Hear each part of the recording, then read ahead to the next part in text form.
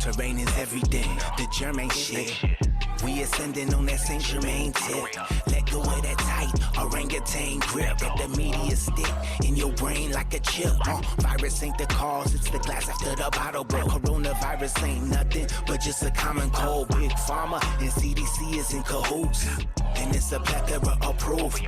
Every disease we have vaccines for decreased long before the vaccine was produced or introduced. Virus is natural, it's not your nemesis. How many innocents killed by iatrogenesis? At the health police, I aim and shot out in these streets trying to mandate shots to boost immunity, be the way. But the vaccine altered the DNA. Ain't no experts out here to lead the way. Take zinc, iodine, vitamins, DNA. Fuck what people say in the mainstream. When the vaccine be their main thing, whether it's natural occurrence or man-made it, disease can exist in the terrain oxygenated. With plant medicine, we could have averted disaster. Effective treatment's been suppressed in Madagascar. Propaganda, the media, people overloaded with toxemia.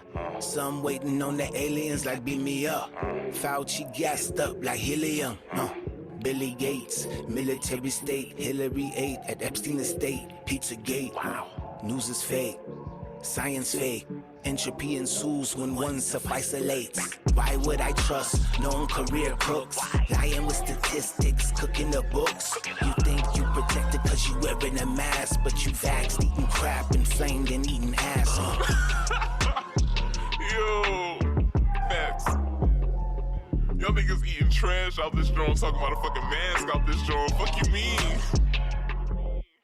Babylon burned them, send them up in flames. Done with the games and planting beliefs into your brain. Tie up the rope and let them hang. Vaccines in the veins of the children, fruit is looking strange. You talking heavy in that sheepskin, but on the deep end, you know my wolves will let it bang.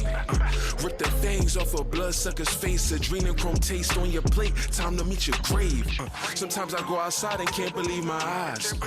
Everybody walking around in the disguise. Gotta take your mask off to see the future. They living in fear cause CNN is still pushing them lies. My genetics on a beam, blood clean, inhaling the sacred steam while I'm living on my dreams. Leafy greens level up immunity. Elderberry in my tea. Watch how I gleam, force field to your disease. Lungs breathing properly, got me circulating chi when I meditate.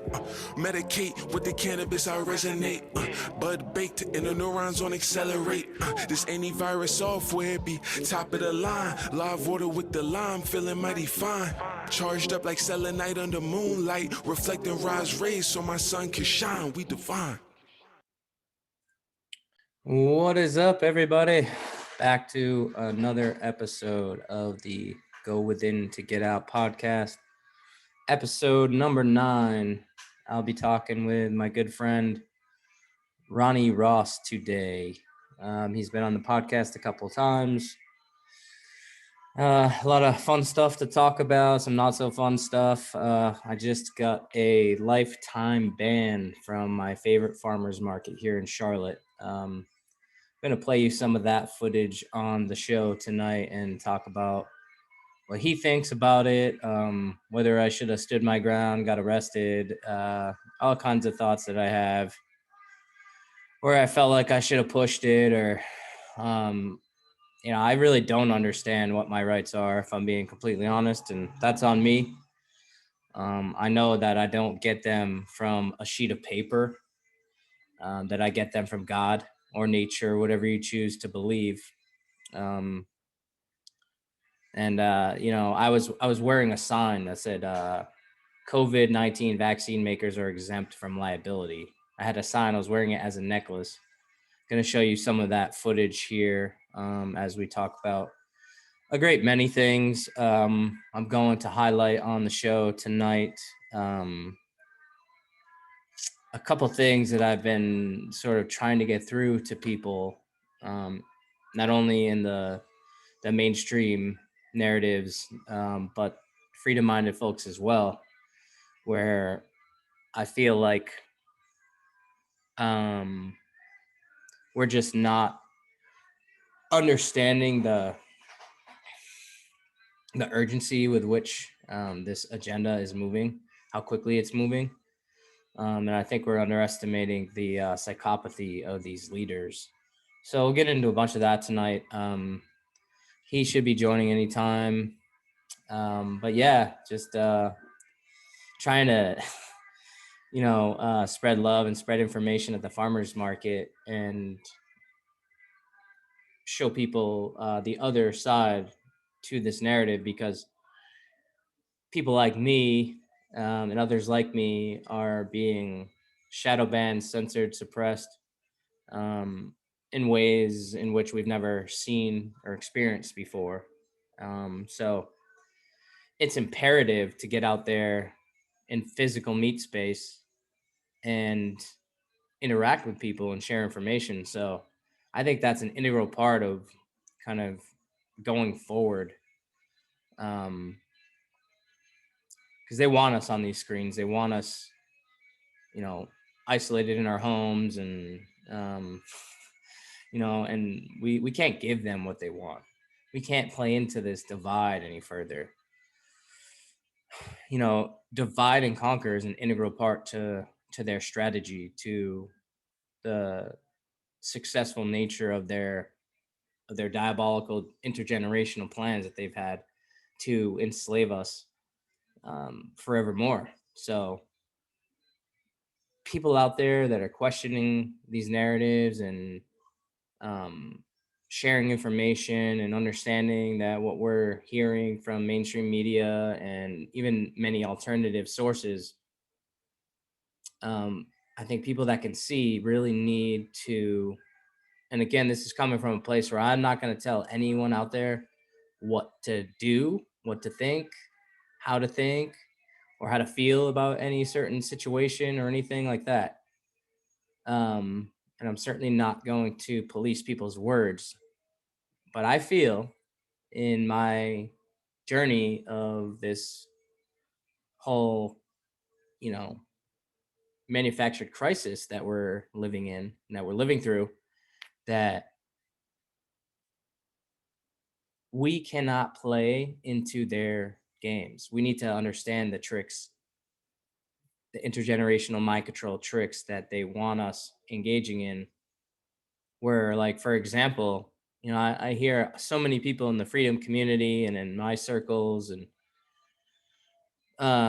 these like-minded folks who are using terms like sheeple, zombies, stupid, um, all these different kinds of terms that only serve to divide us even further. And we're playing right into the insiders or controllers or elitist, globalists. We're playing right into their hands. And I just realized, man, in my own journey, last year, I remember rolling down my window, people walking outside in the middle of July in Massachusetts when it's 95 degrees and straight, 90% humidity. Finding it hard to breathe without a mask. Driving down the road, rolling down my window and yelling at these people like, "Take your fucking mask off, you shit." So I have gone through my 12 stages of grief with this whole entire scenario. But that being said, not quite in. He's not quite in here yet. But that being said, I realized that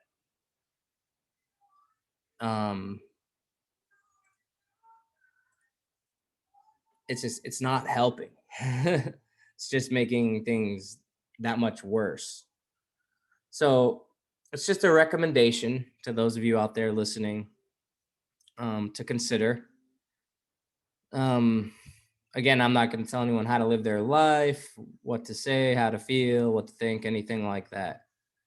I just want people to consider a different perspective. And, I'm going out every day talking to people out in the street. And it's so evident to me that we need to find better ways of communicating with these folks, because this is a numbers game. We don't have strength unless we have numbers, strength in numbers. So people that are out there that, may not be at the same place of development on this spectrum of life, this roller coaster ride that we all experience, doesn't mean that we can't still build bridges.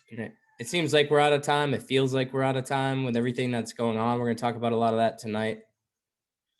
Planned food shortages that tie right in to the World Economic Forum's cyber pandemic planning exercise, Cyber Polygon, that was held last year. Where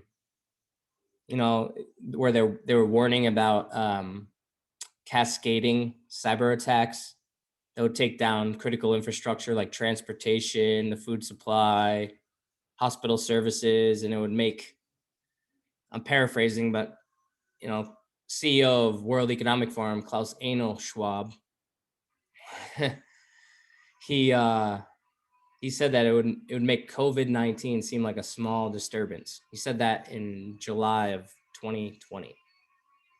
And then all of a sudden we see cyber attacks, right? The one in December, the SolarWinds cyber attack, where 33,000 businesses and government organizations were affected. There's that Freemasonic number 33, right?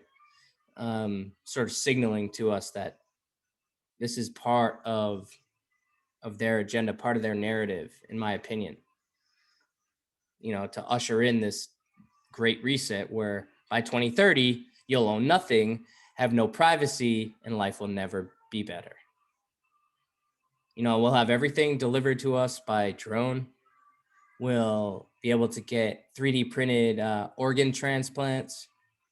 Meat will be a treat.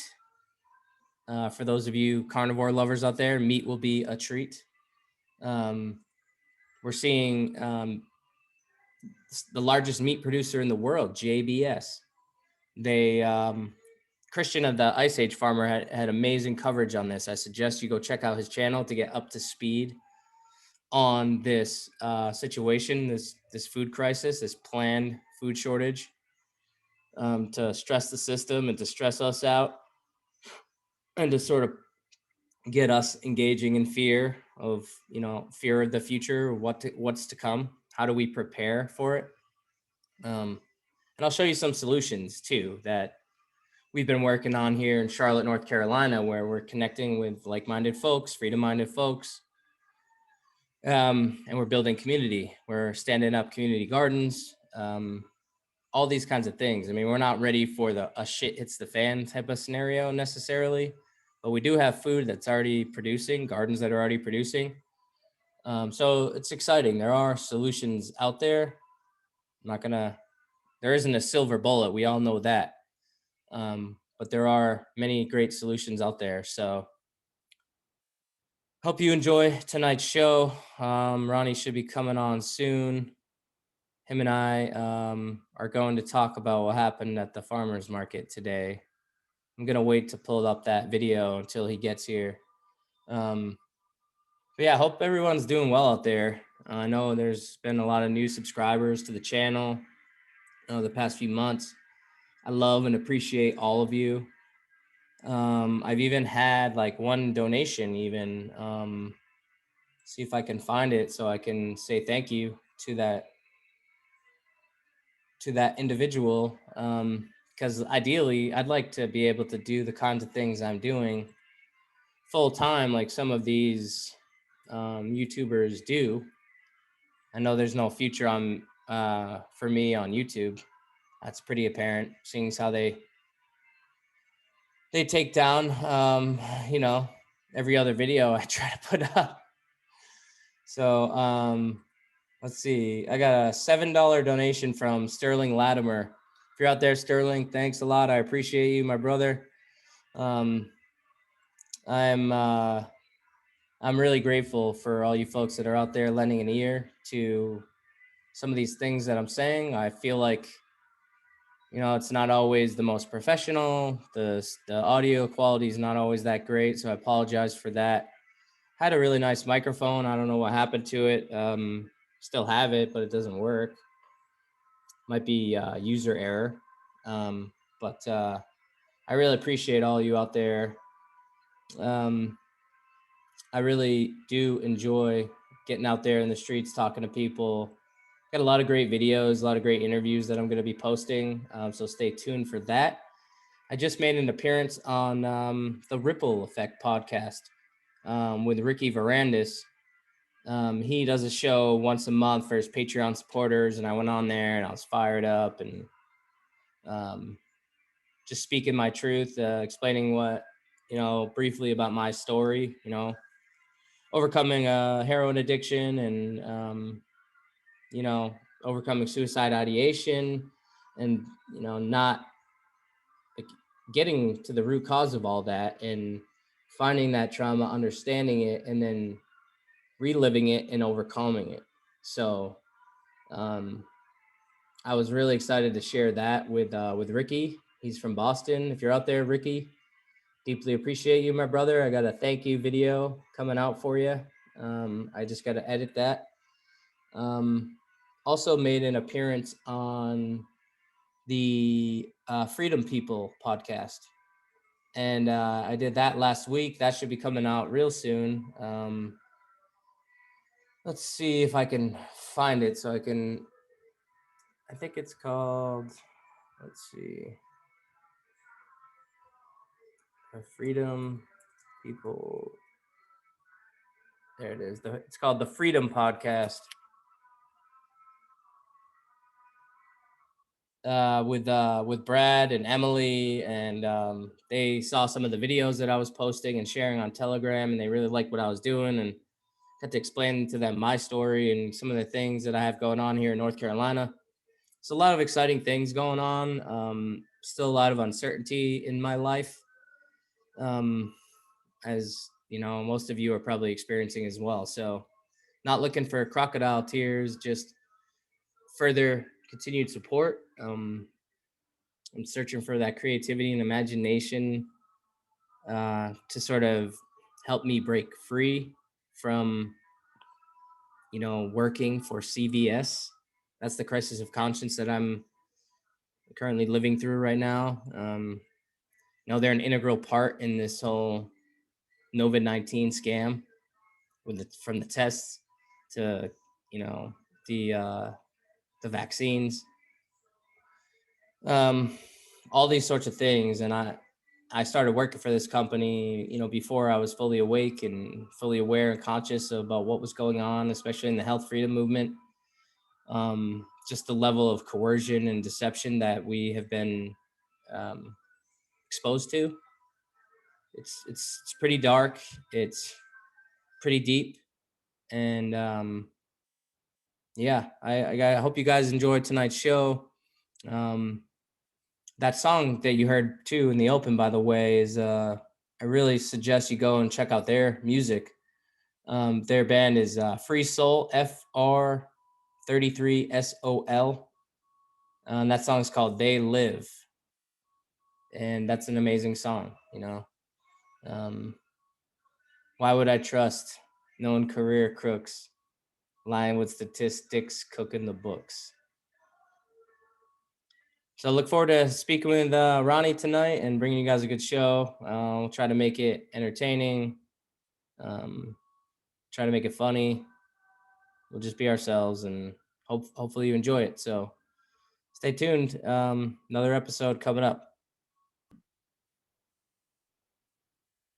All right, and we're back, and I got my guests, my boy Ronnie Ross. If you guys have listened to the show, you've heard us a few times.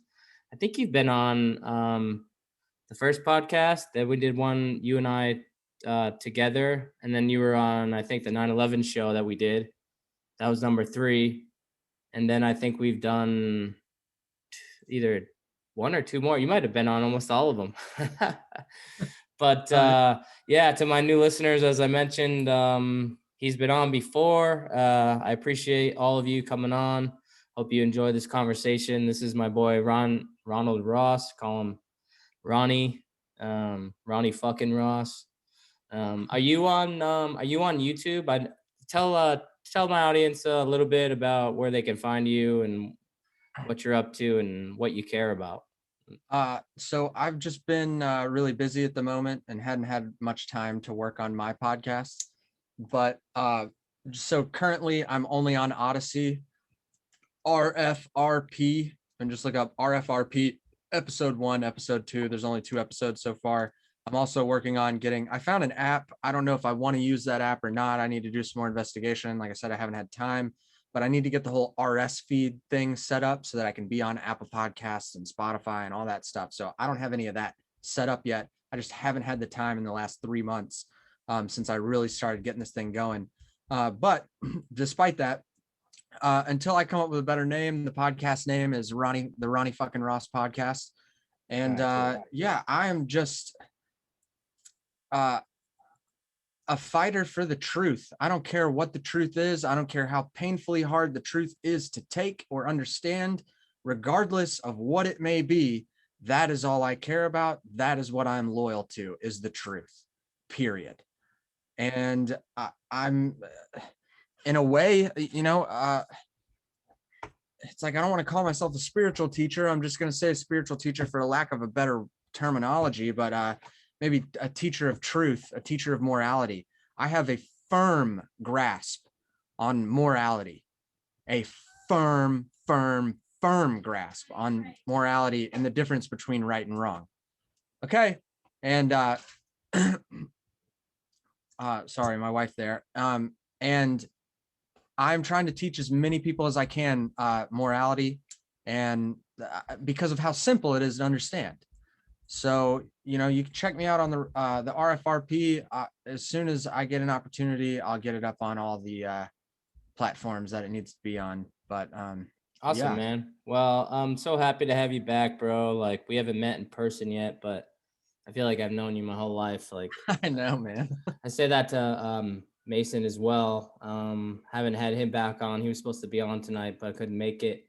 If you're out there, Mason, we love you, brother. Wish you could have joined us. I'm glad you mentioned morality. I mean, talk about that a lot on my show, but I haven't had it as structured as I like. I have so many videos of I'm doing more like the street activism kind of stuff where I have a lot of conversations with folks and I'm trying to tell them the ideas of right and wrong, and that nobody has a higher authority over me than me. And I get my rights, from God or nature, whatever you choose to believe, not from some piece of paper, not from some, criminal tyrant who just, most of whom these politicians who just happen to pal around with Jeffrey Epstein.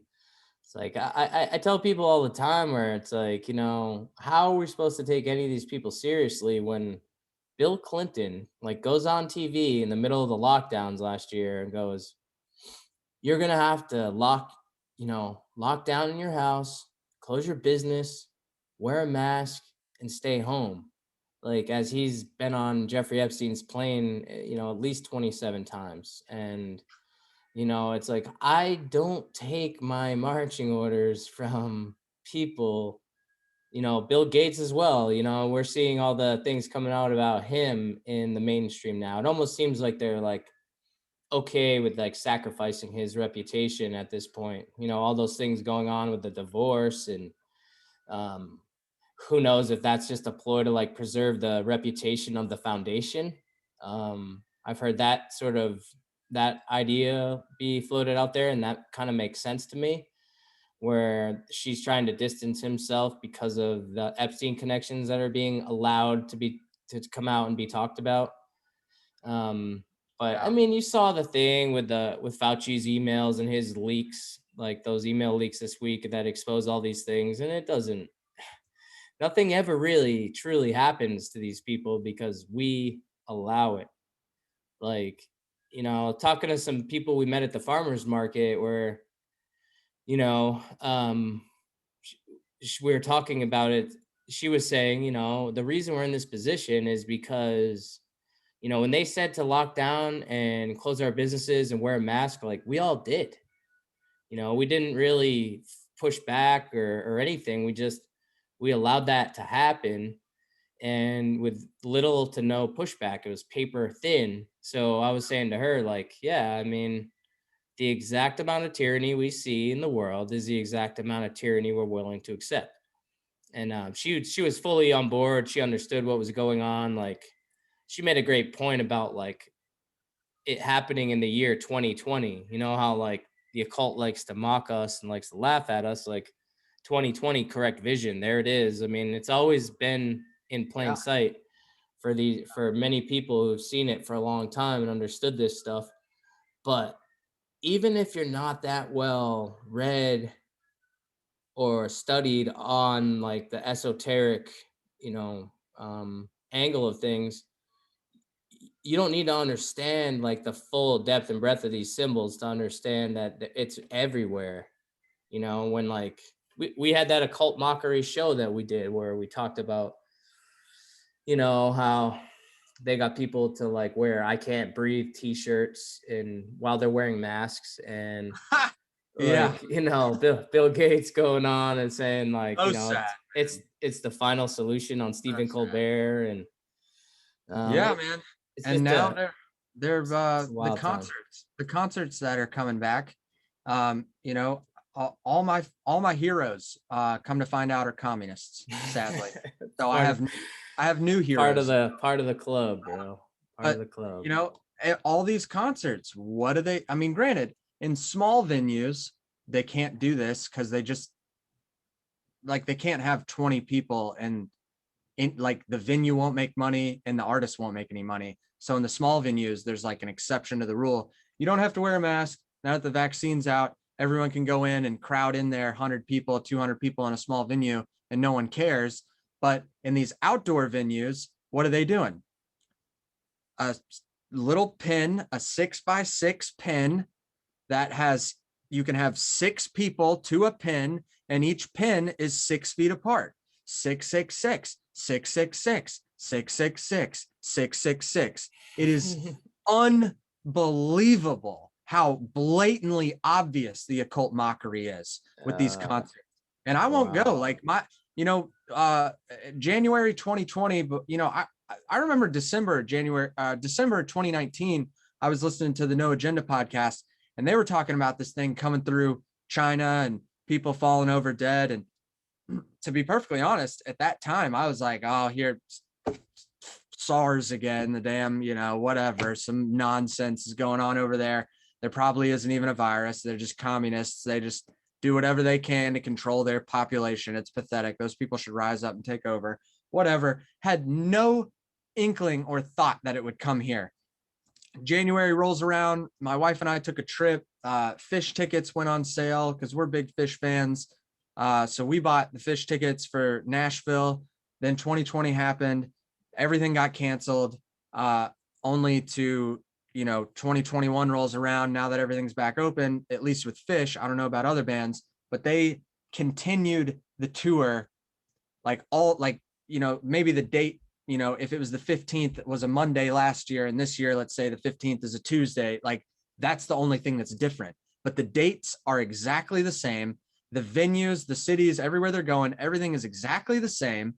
But, Trey and the boys supported masks and lockdowns and all this stuff and vaccines and all that stuff. Fish said when they announced that it's like, I understood that the tour was happening, but people are like waiting for an announcement. We need it's like, go to their website. It says the tour is going on. Anyway, Fish does an announcement every year. They did the announcement this year. And when they did the announcement this year, they said, please get vaccinated before you come to our shows. So Are you serious? I sold our tickets to friends of ours that are Fish fans because I can't support them anymore. I will not support them. They sent out a notice to like anyone who had tickets that said, please get vaccinated before you come to the show. Oh my God. I mean, dude, it's so crazy. I mean, we talked about this last year, how weird it was going to get, where we're seeing like California, run programs like Vaccine for the Win, $150 million that they extort from us at the barrel of a gun to fund incentive programs for people to get rushed, experimental, emergency use authorized toxic injections from people like Bill Gates, who were friends with Jeffrey Epstein. Yes, Bill Gates did invest in Pfizer and Moderna and Johnson & Johnson and AstraZeneca. And It's crazy the level. I mean, Bill de Blasio, I don't know, you see that one where he like goes on, the mayor of the biggest city in the country goes on TV at 10 o'clock in the morning and eats French fries and a cheeseburger and says, Yeah, I saw it that. tastes like vaccination. He's like, he goes, I got a good feeling vaccination rate's going to be up this month. And I mean, that is a cult mockery. That is, I mean, Yeah, and what speaks to great health and that they care about your health better than bribing you with things like Krispy Kreme donuts, beer, Sam Adams, Budweiser, joint. I mean, I have no problem with cannabis, obviously, but the New York. joints for jabs they're New York doing. did joints for jabs in New York in Central Park. Yeah. Cheesecake, they're giving away free cheesecake. They're giving away, in Ohio, they're giving away a chance to win $1 million to 5 different people. I mean, this is total insanity. And I mean, we knew it was gonna get there, but I didn't. It's crazy, dude. When you live in a city like Charlotte, the propaganda around here is so crazy. Like I was thinking about this recently, where it's like, so MK Ultra, the CIA's mind control program, and all these crazy experiments that they did, where they like put people in a sleep induced coma for like 23 days and played like tapes to them 250,000 plus times, like audio tapes. And I was thinking, since the beginning of last year, how many times have I personally seen the term vaccination or get vaccinated, or, as soon as you get a good vaccine, we'll be able to return to normal, all these different things. Honestly, how many times has that gone through my consciousness of just seeing it and hearing it from these different places, where in Charlotte, there's a billboard every other mile that says like, hashtag, this is my shot to hug my daughter. Hashtag, this is my shot so I can travel again. Hashtag, this is my shot to educate my students. Like, I mean, it's fucking, bro. And then they have another sign that's like 100 foot tall and it's 50 feet wide, and it's got a doctor and he's got his arms crossed and he's got glasses on and a mask and he's holding the vaccine, and it says it's safe, it's effective, it's free. Like, they have another digital sign that says mask up, wash up, sleeve up, get vaccinated.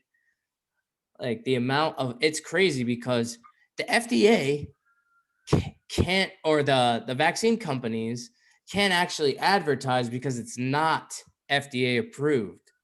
But every celebrity, every radio show host, every TV show host, all these supposed mainstream journalists, they can talk about it 24/7, and in every commercial on the radio, as long as it's not from Pfizer themselves personally, that they, it's just crazy to me that they can't advertise because it's not FDA approved.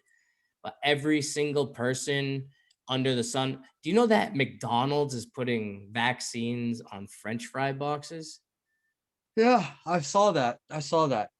Yeah. Like, I mean, Unbelievable. the deception is crazy. I meant to ask you, you're talking about the No Agenda podcast. So I was on the Ripple Effect podcast a couple weeks ago, episode 327. He's from Boston, so he does a really great job, man. His name's Ricky Varandas, and he has a really great podcast. I guess he gets like thousands of downloads, and he has a lot of great guests. He's kind of like the Joe Rogan that I wanted, Yeah. like all this wide range of people on there, but way more open-minded, and he's a smaller channel, so he can obviously still question things. And Joe Rogan, as you and I have sort of discussed in the past, is clearly controlled and not Joe being was himself. Joe was good from when he started in 2010 or 11 Right. to like 2013 maybe, and Right. then in 2014 it just steadily went down. Yeah, now he's basically, I mean, he's like Oh, Pretty he much like a bowed, vaccine salesman. he, That's he what bowed, Joe Rogan is he basically. bowed down the other day, a couple weeks ago when that shit happened. He said, Oh, and they were calling him an anti-vaxxer. saying healthy people don't need to get vaccinated. Yeah, And then, what a profound statement. Like, wow, and Joe. then everybody Congratulations. on Twitter like crucified him. I saw that. And then he bowed down like a little bitch. He bent over and let them fuck him up his tight little asshole because he's a bitch. And he's like, "Oh, I'm a fucking idiot. I don't know." You know, and then I it was painful to watch, but I watched it. I watched that whole episode that the next week John Oliver did all about the vaccine, and I was just unfucking believable, dude. I can't imagine what John Oliver is saying about this. Oh my God, it's pain. That guy's It's so obnoxious. He's so obnoxious, that guy. And I just can't imagine what he's saying, because like they do that like that One World Together at Home event last year. I don't know if you saw that, but it was like, you saw that? I saw parts. It was pathetic. So Yes. so they have like Stephen Jimmy Colbert or whatever. They have Stephen Colbert, Jimmy Kimmel, I forget who else. Every major artist, Lady Gaga, Billie Eilish, Taylor Swift, Madonna, all these people are involved in this One World Together at Home, brought to you by Global Citizen. And literally Stephen Colbert goes, during times like this, during times of crisis, I turn to the smartest guy I know, Bill Gates. And he introduces he literally said that. Yeah, and he introduces Bill Gates like into his into the program, and it was like broadcast on every major network, all the major networks, on every social media platform, blasting out. They even had like a Sesame Street character, Abby Cadabby, and she literally was like, "Oh, when I get big feelings and I'm sad because I can't see my mommy or my daddy and I can't see my friends," she's like, "I just give myself a self hug." And it's like telling these kids, like conditioning their minds to like get used to being at home, get used to being isolated, get used to not, hanging out with your friends or seeing your grandmother. Like all of these people promoting this. And Stephen Colbert goes, "During times of crisis, I want to bring on the smartest person I know, Bill Gates." This is a guy that once was telling jokes about how ridiculous government was and stuff like that. Like, give me a break, dude. Yeah, man. Well, money talks. Fish. You know what's crazy? You were saying Fish was like telling people like to please get vaccinated. Mason was saying that his mom, I don't know if he told you this, but his mom offered him $500 to take the vaccine. His own mother. Was like, he told his mom, he's like, "Mom, you could give me $1 million fucking dollars and I'm not gonna take this thing. So you need to back off." Like, dude, I tell you, it's sad. The pressure, bro. The amount of social pressure. One of our friends. It's what is his name? Techno Liberty, our buddy. Yeah. In our Discord. Mm-hmm. He's 20 or 21, and he caved under the pressure. He lives with his parents, and luckily he took the Johnson & Johnson vaccine, which is safer, supposedly. At least it's not an mRNA vaccine, but regardless, it's still trash and garbage that he put in his body. And I was like, man, I don't look at you differently, but you really should have stood your ground. You really should have. And granted, I don't understand. I don't know what the circumstances are, and I know that can play a part, but I feel for the kid. I'm just like, man, that sucks. It's like, what do you do in that situation? I mean, if at the end of the day, the truth is he shouldn't have gotten the shot, and I told him that, but It is what it is. And I said, the good thing about this is that now we have someone in this community that's gotten the shot. Pay close attention to your body and let's see what happens in the next month, 6 months, year. Let's see what happens. Or hey, 2, 3, 4, 5 years from now, you get married, have kids, see if you're shooting blanks, if you can't have kids.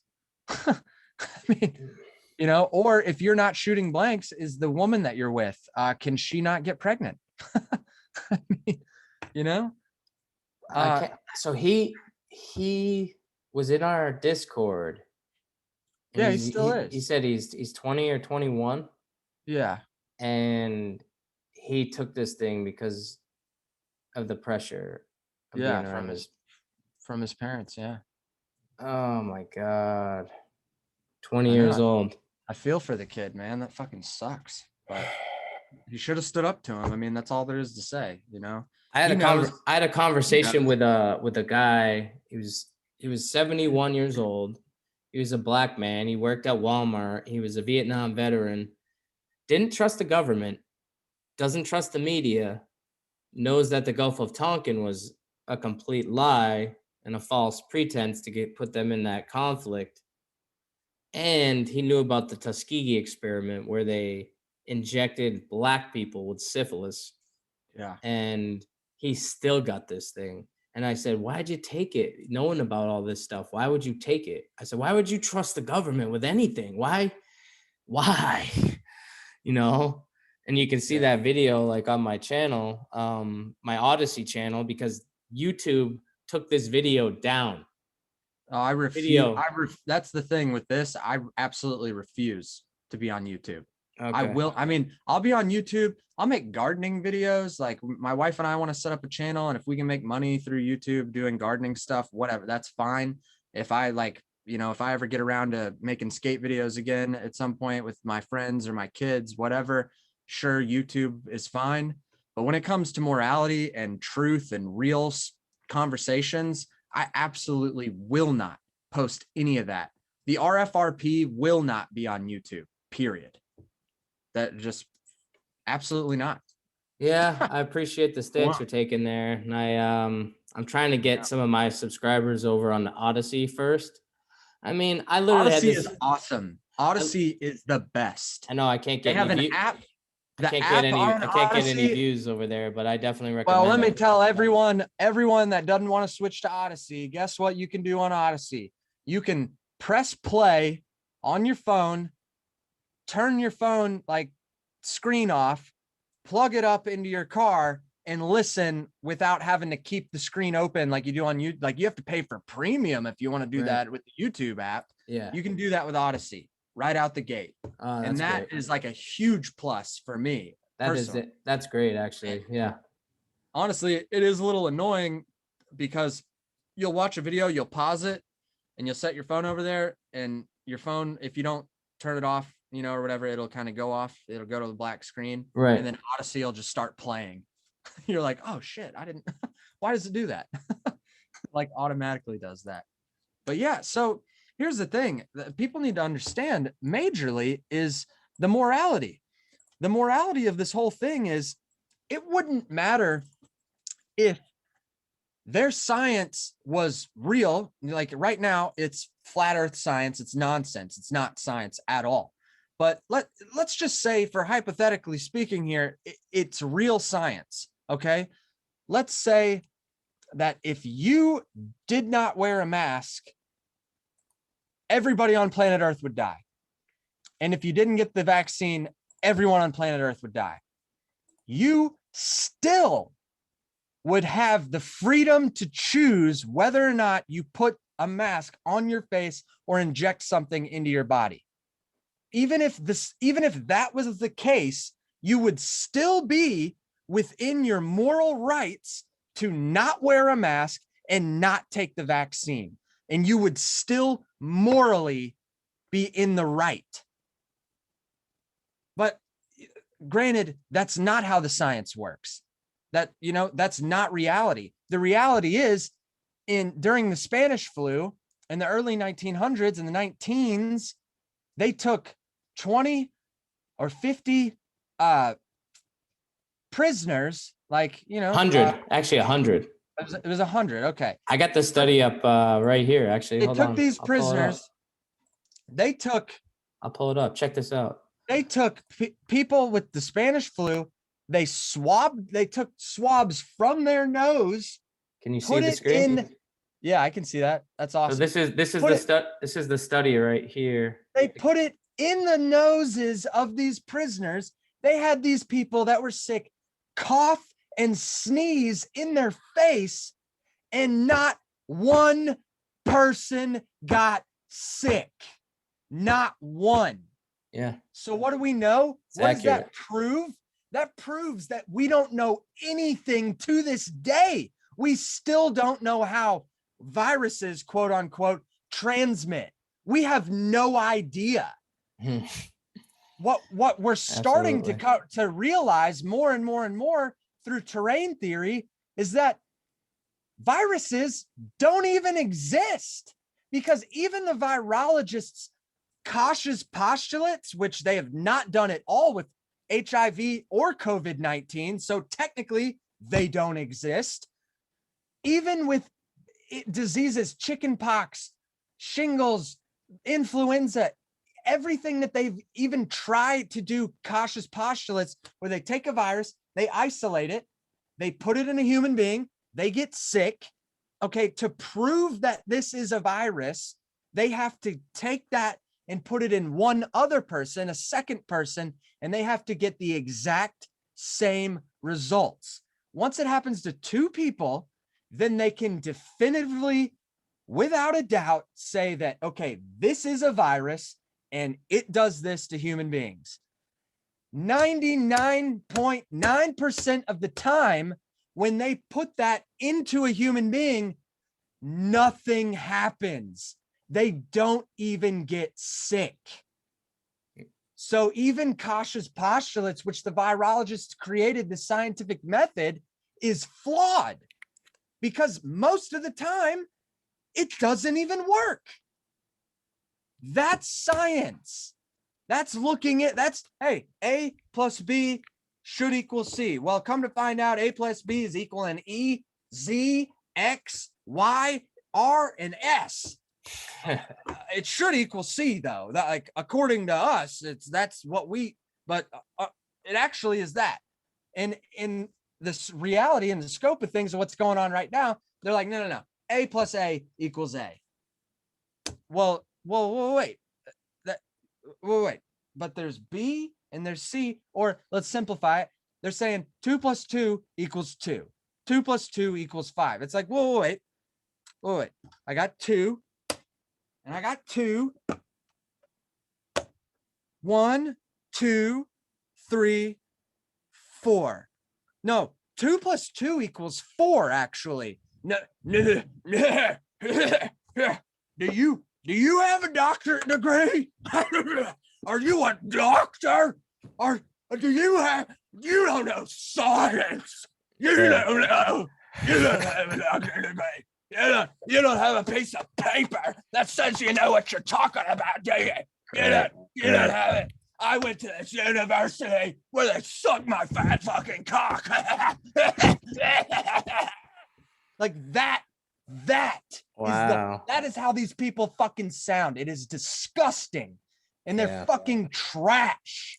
All of them. And they're hurting garbage human beings. Hurting a lot of people with their exactly. It is their belief in this immorality that is taking away not only their freedom, but mine as well. Right. And in 2020, I lost all my fucking friends. And why? Because I screamed like I'm screaming now through the phone or into their goddamn face and told them how fucking stupid they are. You dumb fucking twat. Open your goddamn eyes. I don't want to hear it, man. You're not a doctor. You're not a doctor. You don't have a piece of paper that says you know what you're talking about. I mean, goddamn, you make kids with severe autism and severe cerebral palsy seem like fucking geniuses compared to you people. I appreciate the raw expression there. Yeah, well, that's me. If you don't, to all your viewers out there, if you don't like the way Ronnie fucking Ross talks, turn it off or put fucking earplugs in. Or better yet, clean the shit out of your ears so you can hear the truth coming out of my mouth.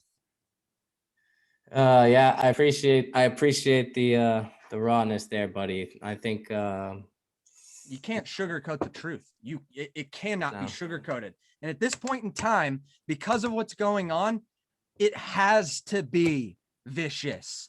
I don't care anyone that, well, not everybody can. It's like, well, we don't have time to fucking baby people. Oh, here you go. Here's a little bit. Hey, look at 9/11. You know, or here, I'll talk. We'll do like NPR. So if you would take a look at, cautious postulates here, and you would understand that in these times right now, maybe is that what we need to do? We take a quick break to so you can listen to this ad by Pfizer. The vaccine is safe. The vaccine is effective. Now back to Ronnie Ross at the Fear Porn Studios. I went out. We went to this Health Freedom rally in Raleigh, and there was different news crews there and shit. And of course, the reporter, journalist, right? Repeating a script, not with an original thought or telling us anything we actually need to know. I saw one local news station was covering one of these, I think it was in Nevada. They were giving free lap dances to people to get the vaccine. A lap dance. And then I was like, I watched this little news segment and I said, I don't know what's worse, the fact that there's people being bribed with lap dances to take this toxic experimental shot, or the fact that the news is actually reporting that this is a thing. And they were laughing about it. And one of the guys, somebody came up to the journalist and put a dollar bill in his shirt, and they're the anchors are laughing about it. And I'm just thinking to myself, it's been 14 or 15 months of the most oppressive world we've ever known. And here is this local news station covering the story, laughing about grown men being bribed with lap dances to get a toxic shot from criminals like Pfizer and Moderna and Johnson & Johnson. And it's just I appreciate the anger that you were just expressing. Me, I've definitely expressed it before. And I don't know. I'm trying to take a different approach for myself personally. I was just talking earlier about I understand, I think we've all been through you got the 12 stages of grief that we kind of experience, right? With all these, different things that happen where it's you have denial, rage, sadness, depression, all these kinds of things. And I feel like I've gone through most of those where I remember I was talking about this in the intro, where rolling down my window and calling these people, take your fucking mask off, you sheep, and blowing out a a muscle in my neck, like a blood vein or something, popping a blood vessel. And I just realized, man, that for those of us that kind of see, I just think I was trying to give the recommendation to people that I think it would behoove of us and all of us if we could try to avoid that. I was I was just posing it as something to consider. I know you and I have talked about this before, where it's just, I catch myself wanting to say these words and label them. But when I sit back and evaluate the depth and breadth of the deception that we've been exposed to, I really kind of do feel for some of these people where it's there's no real great excuse to be hypnotized by this, but man, it's so thorough and it's so pervasive and it's so in your face, like 24/7, and you get it from not just the TV, not just the radio, not just the magazines and the newspapers and social media, but all those messages are coming through, and they're coming in through all the people around you in your own life as well. It's coming through them. So it's like this total brick wall monsoon tidal wave of propaganda and conditioning and programming that gets through, where it's like, I always say to people, I'm like, these people that kind of laugh and they're like, oh, only animals can be trained and programmed. And I'm like, really? Like, that's not true at all. Like, we've Human demonstrated. nature isn't good or bad. It's Yeah. programmable. Right. Yes. Yeah. Thank you for saying that, because it's totally, I mean, you have a baby, right? Programmable. If you raise a baby in an environment of like unconditional love and support, and you feed them healthy food and you teach them about right and wrong and what a right is from an early age, and that we should respect nature, and we're a part of, we should respect nature because we're a part of it. And teaching these kids from an early age, you do that, you're going to have one particular result. But if you raise a child in a house with one parent, and one parent, like, I used to love that movie The Cable Guy, because, like, have you seen that movie with Jim Carrey, Cable Guy? Oh my God. Yeah, I think the last time I saw that movie, I was 7 or 8 years old. My friend, oh really? Wow. It used to be one of my favorite movies, and my friend Chris, he does this like great impersonation of the guy with the cable guy. He's got the lisp and everything. But he actually says in like the end of the movie, he kidnaps the girl, the guy's girlfriend. He brings her up to the communication tower, and it's raining out, and he's like, the guy's like, why'd you kidnap my girlfriend, man? You don't have to do this. And Jim Carrey, the cable guy, is like, he's just having a fit. He's having a mental breakdown, and he's like, I learned the facts of life from watching the facts of life. And that always like stuck with me, especially since I've like been going through this, like these last few years, where like I feel like a lot of the people that in my life that I love are just totally like that is their whole worldview is exactly what was fed to them, programmed into them from such an early age through trauma and subliminal tricky, like just deceptions. And like I've been talking about Mickey Mouse a lot, and Disney and NASA and the mind control that comes from Disney, because I see how it's changing my girlfriend's niece and nephew. They're 2 years old and 4 years old, and I see how these screens are like changing these children fundamentally. Yeah. Where like these kids have this fascination with like, so this girl, this beautiful little girl, she's 4 years old. She like has a room full of toys and dolls and all that kind of stuff, but she spends like hours like watching other girls playing with toys. I'm like, and it's like, but the whole Mickey Mouse thing too is like, got an iPhone, iPad, something like that.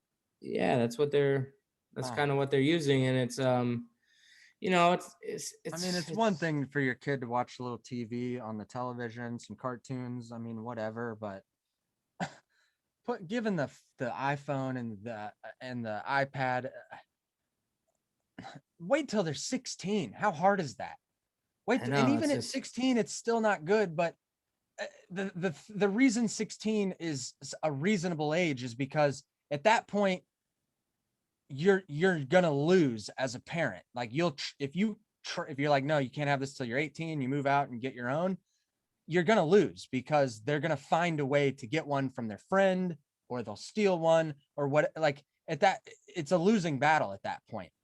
Once they're at that age and they want to be social and go out and do stuff, it's like, well, it is what it is at that point. But if you can not have it in the house, or not have it in their hands until then, that is the best thing. I mean, we're not. No, I mean, I think it's we're just not even gonna have video games, man. Like there won't be an Xbox or, I mean, there isn't an Xbox or a PlayStation or any of that shit in my house now, and there won't be ever. I mean, I'm just not a video game person. Neither is my wife, so it doesn't really. We That's don't really good. care either way. But That's good. I'm not. I remember. I have memories of being my best friend in second grade, Jack Porco. He and I loved playing video games, but we were also really athletic. We played hockey, skateboarded, rode bikes. He was more into football than I ever was. But still we'd play like, flag football or whatever, two-hand touch. And I would spend the night at his house Friday night, and Saturday we'd get up, have breakfast, we'd play some video games. And his mom was like watching so we'd play for like an hour, and then his mom would come up. She'd say, "Hey, stop playing. Go outside and play. Go outside and play. Go out. It's a beautiful day. Go outside and play. You're not going to play video games all day." And Jack would be like, "Mom, I don't," and I'm kind of like hoping that Jack, is able to persuade his mom, because I'm enjoying this too.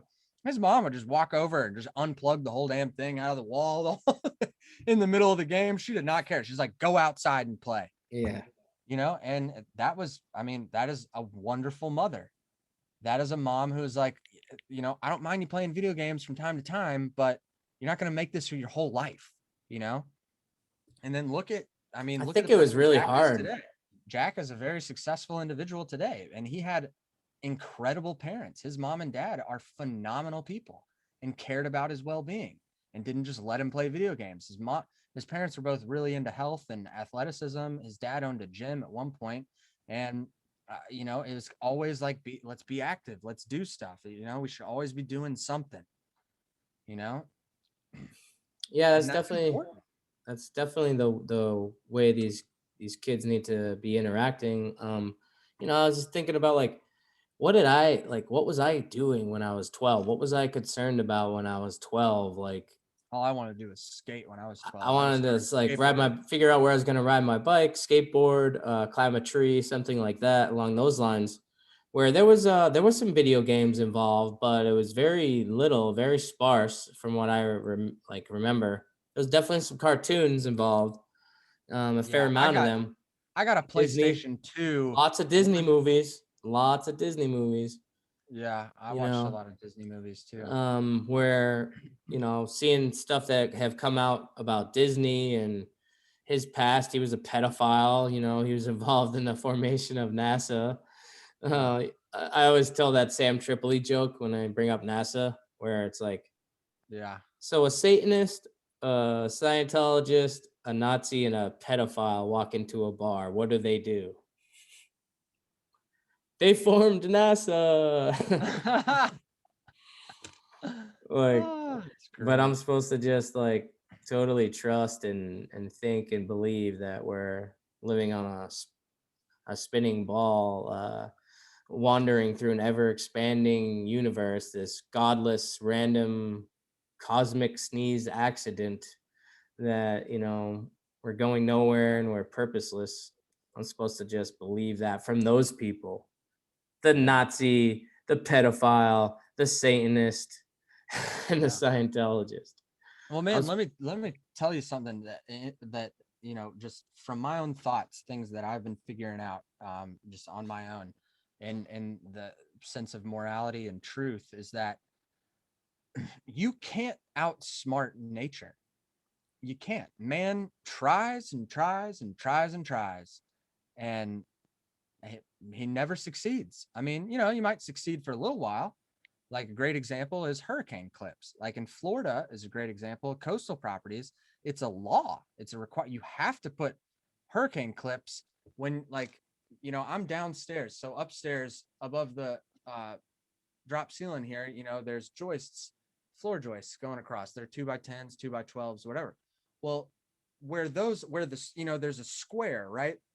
Well, where those connect, you have to put hurricane clips. They're like these twisted metal, and they're beefy. That's, and you put those on. Well, a hurricane rolls through Florida and completely decimates houses, just levels them. Hurricane clips didn't do shit. Granted, it works some places, sometimes, but not everywhere, not most of the time. Okay, so take that same idea of man can't tries and tries to outsmart nature. Well, when it comes to your health, you can't outsmart nature. No vaccine, not one vaccine has saved one life, not one, because that's not how you build the immune system. You can't inject a live or a dead virus into a human being and think that the immune system is gonna, recognize that. And that's not how it works. That is not how your immune system works, period. And you just think you can't outsmart nature. So how do you build up the immune system? Food, clean, good, natural, organic food, and clean, fresh water. The combination of the two make you just about as invincible. I mean, if anyone has the time, go on Odyssey, because you can't see it anywhere else. Go on Odyssey and watch Del Bigtree's 2 documentaries, Vaxxed and Vaxxed 2. Vaxxed 2, in my opinion, is more eye-opening than Vaxxed 1, because what is Vaxxed, they interviewed all these people that had been injured from vaccines, right? Like so many people. Vaxxed 2, they're like, let's find people that have never been vaccinated. Let's talk to those people. Come to find out, they talked to hundreds of people that have never been vaccinated, that also have never taken an antibiotic in their entire life. Oh. Why? Dude, Why is it that all these children that have never been vaccinated have never had the chicken pox, measles, polio, anything you can think of, mumps, rubella, nothing, have hardly ever been sick, maybe a common cold, and then they blow their nose 4 or 5 times and, oh, I'm fine now. You know, what? Explain that. Well, it's easy to explain. Those people are just coinciding with nature, the way that in which things were supposed to be. Anytime that you hear the argument, well, before vaccines, all these people were dying, people didn't live as long as they do now, that's horseshit. People have been living into their hundreds for as long as human beings have existed. People have lived into their hundreds. The problem is when you took people out of the forest, put them in the city, and then they're shitting and pissing on each other and then drinking the water where they're throwing their shit, everyone gets sick. Oh, everyone has the measles now. It's like, no, everyone is having the same symptoms in reaction to this shitty terrain theory or environment that they are in. So when you brought plumbing, electricity, and trash waste management into the picture, what happens? All of these diseases at the same time go down. And then after that, 5-10 years after that, it's mass vaccinations. And then all of a sudden the vaccines get the credit. When really it was the trash man, it was the electrician, it was the plumber. The plumber and the trash man have done more for disease than any doctor ever in the history of humanity. Yeah, that's a great point. Period. I actually played a song you can't outsmart like nature. as an intro to the show, and it's called They Live. And there's a line in the song that says basically it says what is it? There is no disease that they make vaccines for because what is it? Whoa, what the hell was that? Never mind. What's the line? It basically says there's no every disease was long gone before the vaccine ever showed up. Yeah, and if you read Suzanne Humphrey's book, Dissolving Illusions, you will also learn that. Dissolving Illusions? Yeah, Dissolving Illusions. Suzanne Humphreys, and I forgot her co-author. There's another guy as well. And there's also a new book that I want to get. That's I don't know the other doctors. I don't know where they're from, and I don't know their names. But I do know Dr. Sam Bailey, who is in New Zealand. She is one of the co-authors, and that book is called Virus Mania. I need to get that book. I haven't gotten it yet. I've heard about that one. My friend Deb has that book, Virus Mania. Yeah, I Virus got Mania I got just came out. Contagion Myth and Invisible Rainbow. Yeah. And have you read either of those yet? Or I'm still, granted, I had to put everything on hold because I'm doing this software development thing Yeah. to get a job and just take care of my family at the moment. But as soon as I get a job, I'll have more, and the school's done. This upcoming week is my last week of school, and then it's over. So then I can work on getting a job, and then I'll have more time for all sorts of things that I want to do in my life. But nice. So you'll be done in like about a week, you said? yeah, Friday is the last day. Oh, right on, man. So how's that going actually? It's going good. It's surprisingly, I'm just now starting to really understand it all. So Corey in our Discord, he sent there's that private Discord for all the content creators of the One Great Work Network, and he said that the software developers that are doing that website are also in that Discord. So he like gave them my info. They haven't contacted me, but from what I'm learning, it's like, I'm going to reach out when I get done here. I'm going to reach out to Odyssey and BitChute and Rockfin and all these, I want to help all these freedom platforms. And it's like, what do you charge? Fucking nothing. Number one, I want to learn. That is the number one reason. And then number two, because of what they stand for, I want to be a part of it. And if I can be a part of it, like, I'm sorry, but I'm not going to get paid for freedom. I honestly think it's immoral. That's just me personally. Anyway, I don't think that it's immoral in the sense that, like, yeah, people deserve to be paid, but because of what these platforms stand for and how significant it is, I absolutely refuse to be paid.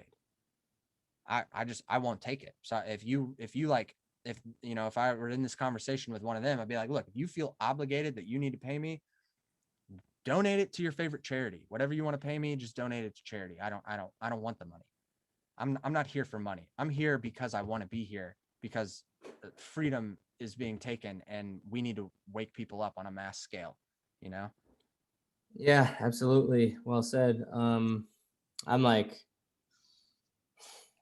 trying to figure out what the hell I'm gonna do for income still. Like I'm back to work in supposedly like a month. And I'm just like CVS having that crisis of conscience, where it's like the more, like, I just drove by a CVS today and it was like said there was a sign, COVID vaccines now available, and like just seeing that shit, it's just like, oh dude, I can't do everybody this. It's Zoom calls just like we're doing now for class for the school that I'm in. Yeah, everybody in my class except for me has gotten the vaccine. Really? Person. And granted, because of what we're there for, I haven't spoken up at all. I just luckily no. If anyone asks, I'll tell them the truth. I'd be like, no, I'm absolutely not getting a vaccine. I don't vaccinate my children. I will never get another vaccine, period, for the rest of my life. Yada, yada, yada, whatever. But it hasn't been asked, so I'm not going to bring it up. It's just not the time and the place for it. I don't want to get in an argument with people. I just want to keep things on an even keel. And after have people been talking about it? Yeah, a little bit here and there, and I just keep my mouth shut. I don't say anything. Wow. Because it's just not like I don't need them to get that. Granted, I'm standing up for the truth, and I know for a fact that what I'm standing up for is true. I know that there isn't a virus, and I know that these people are being culled, but it's just not the time and the place to get into it, and I don't want any of them, at least until we get done with school, to have this like presumption of like, fuck that guy, anti-vaxxer, you know what I mean? Like, I don't want that in their head until at least after school's over, Yeah, until you get a job. Yeah, exactly. So have you thought about where you might want to work at all, or? I have no idea, man. I think, being Nashville is like the Silicon Valley of the South, between Nashville, Chattanooga, and Atlanta. So the sky's the limit. So I'm not really worried about it, to be honest. I'll find a job. I'm a go-getter. So try not to work for the evil corp like I am. Well, dude, I tell you what, though. I mean, unwitting accomplices. Damn it, we're building we're building in a prison that we're being enslaved in. Yeah, Yeah, I know. Yeah. Like I'm in this Freedom Cell community, as you know, building community here in Charlotte, like, but doing a bunch of fun stuff, building gardens, like meeting new people and talking about freedom and growing food, growing mushrooms, all kinds of stuff. And fuck, I lost my train. I'm like beat up from the cops today. I lost where I was going with that. But yeah, that Freedom Cell community that we have here. Oh, I remember now. Is that we're all unwitting accomplices. Like people in my Freedom Cell, like one of the guys that we're building a garden at his house. He works for Dell EMC, so they're like one of the biggest tech companies in the world. They have contracts with like Northrop Grumman and Lockheed Martin and Boeing and Raytheon and all these different military industrial complex, big banks, like secretive organizations, the CIA even. And then like his wife works for Wells Fargo, and then I work for CVS, and then this other guy Albert, works for Spectrum, which is like a large communication company. And it's just like we all want freedom, but we're all kind of building this prison plane that we're living on. And it's like, oh, I definitely don't want to be. I keep praying for that creativity and imagination, because there's so much need out there. There's so much need that's arising from this. Like, I used to joke around, like, it's really not that funny of a joke, but I was like telling the guy, like, we should invest in like a funeral home. Yeah. Because I really don't think we've really seen I mean, there's been a lot of deaths from that toxic shot, and this will probably be the last video on YouTube. Yeah. Fuck you, YouTube. This might be the video that takes it down. Zero germs, germ theory is bullshit. I've been saying it for a year. Yeah, well, that's the thing. There are no germs. There's bacteria. That's really all there is. And the thing with bacteria is, you've got the staph bacteria that's on your body and stuff. You need the bacteria to exist. Without it, you would die. So what people need to realize, it is the coexistence with that bacteria that is essential for life. There was a study done, and granted, please, all of your listeners, go to Odyssey, look up Dr. Sam Bailey. She did a phenomenal video just a couple of days ago about this study where they took a bunch of like lab rats, mice, whatever, as they do, and they put them in a completely sterile environment. They sterilized them, they sterilized the environment, and they sterilized the food and the water. Within 3 or 4 days, all the animals died. All of them. Because there's that bacteria that's essential for life was gone.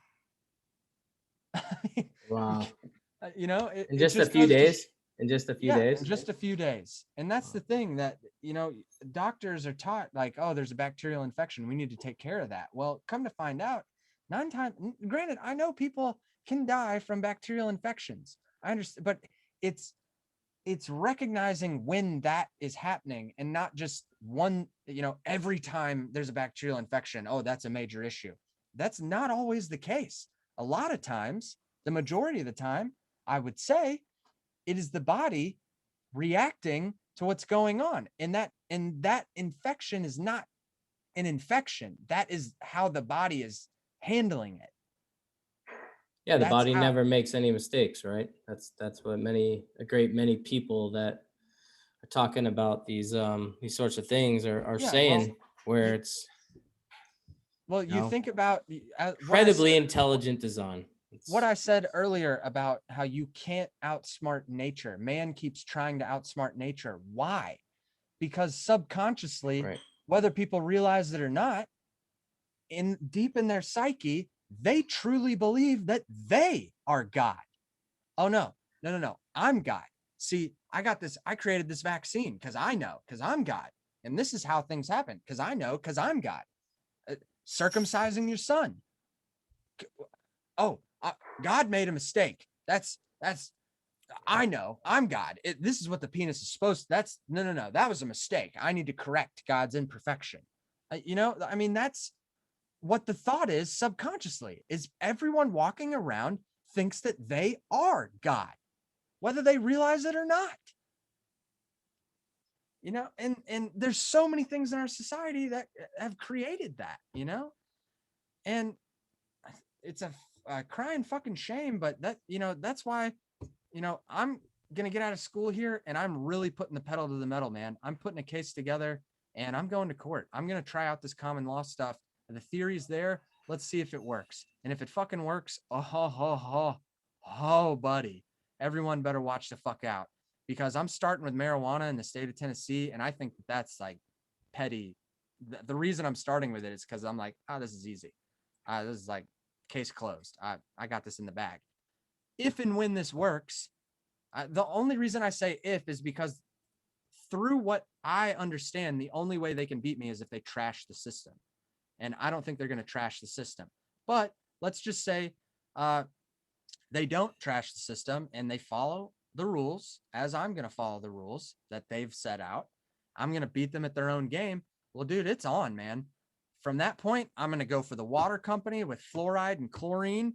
Those people are going to go to, these people are going to get a death sentence in my court cases. The 1986 Vaccine Injury Act, I'm sorry, you ain't protected in a court of record. Sorry, that doesn't protect you. These people are going to hang, and I'm going to see to it they're going to hang. So that's how far I'm going to take it. I'm just going to start with this little weed thing this year, and we'll see what happens. I'll keep everyone updated. I'm opening my mouth about it publicly before I do it, just to, keep me, it's like, okay, you've said it, now go do it.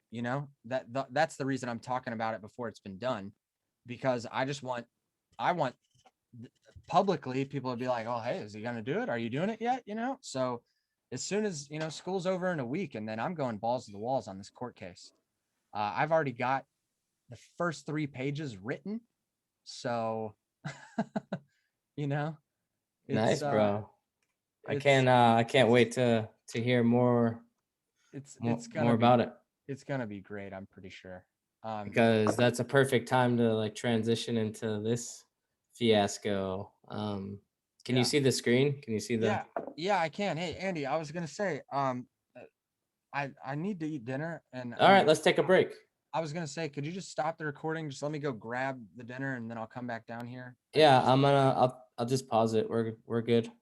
All right, just give me like 5 minutes. We'll be right back. Don't mind. And we're back. I want to show you the since we're talking about law, show you what happened to me earlier today. They threatened to kidnap me, these armed thugs known as the state. They wouldn't answer the question when I asked them, did you swear an oath to the Constitution? And I know I probably shouldn't even be quoting that or citing that document, but no, that's a great document to sign. To set the stage, I was wearing a sign as a necklace, and it said COVID-19 vaccine makers are exempt from liability. And it was like, I had a website on there, vaccineeducation.org. So I just want to show you, I was at this local farmers market, and the manager, like a month ago, I brought the sign there and I was carrying it around. I didn't have it as a necklace. She's like, you can't carry this around. She's like, you're soliciting, and people that sell things here have to pay to sell these things here, and you can't solicit. And she's like, you can wear it on a t-shirt. So I was like, okay, if I can wear it on a t-shirt, I can wear a necklace. So I made a necklace out of it, and I'm wearing it. And she calls the cops. She calls the cops on me, and this is what I'm about to show you and the listeners. Totally ridiculous. I want to get your thoughts on it. So I'm going to play it for a minute or two, and then let me know when to stop it if you want to jump in. But let's just take a look at this. Guy's number? Tell me your name and name. Coleman 6502. Coleman 6502, yes, and you? Price 5010. Price 50. Price 5010. And what's your name and badge number? 45182. 45182. All right. So what's the problem? Hi, my name is Amy Newsom. I'm the market manager, and I've asked you for 3 weekends now repeatedly in a very nice, professional manner. I've not been angry or rude in any way, shape, or form to ask you not to bring that sign out here. Everyone that comes said I could not carry it. Okay. You said I could not carry it, that I could wear it on a t-shirt. A t-shirt and a necklace. You said that. Ma'am, if you want him to leave, you yes, tell him to leave. please. If you want to ban him. At this point, I need to ban you from the Charlotte Regional Farmers Market. You are no longer welcome here. You're gonna ban me from the market? Yes, sir. Is this indefinite banning? Yes, sir. So you're open to the public and you're going to discriminate against me? Because you are here soliciting. I am not soliciting anyone. While these vendors are here trying to make a living. What's the definition of solicitation? What's the definition of solicitation? Sir, can I have your ID? No, thank you. I don't answer questions. All right, well, you're going to have to leave the property now. She told you to get off the property. What crime am I committing? Right now, you're going to be committing second-degree trespass if you don't leave the property. And we don't want to take you to jail for that. So if you just leave the property, then we're done. This place is open to the public. And she's the manager, and she can ban you. She cannot ban me. That's discrimination. This is my First Amendment right, is it not? You can. Did you not swear an oath to the Constitution? You were on private Sir, property Mr. right Price. now because they're in control of the property. So I'm not going to argue with you. I know you're trying to bait me into stuff. We're not up for debate. Listen to me. We're not for debate. Did you not swear an oath to the Constitution? Or you can go to jail for second-degree trespass. It's as simple as that. I don't want to take you to jail for that. All right. Stop. So, you did great. First of all, I was by myself, and I self-admittedly don't know my rights as well as I should. And well, I tell you what, man. The next time you should memorize Section 1 and Section 2. It is the very first thing after the preamble. And the Article 1, Declaration of Rights, Section 1 and Section 2 in the North Carolina State Constitution.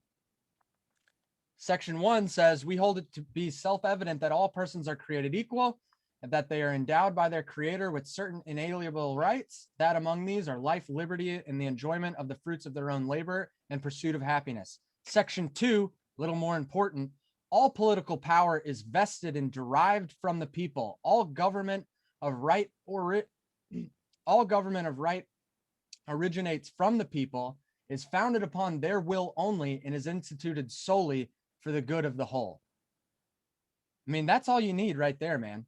And the way that I would approach this a little differently is don't ask the question, say, you swore an oath to uphold the Constitution of the state of North Carolina.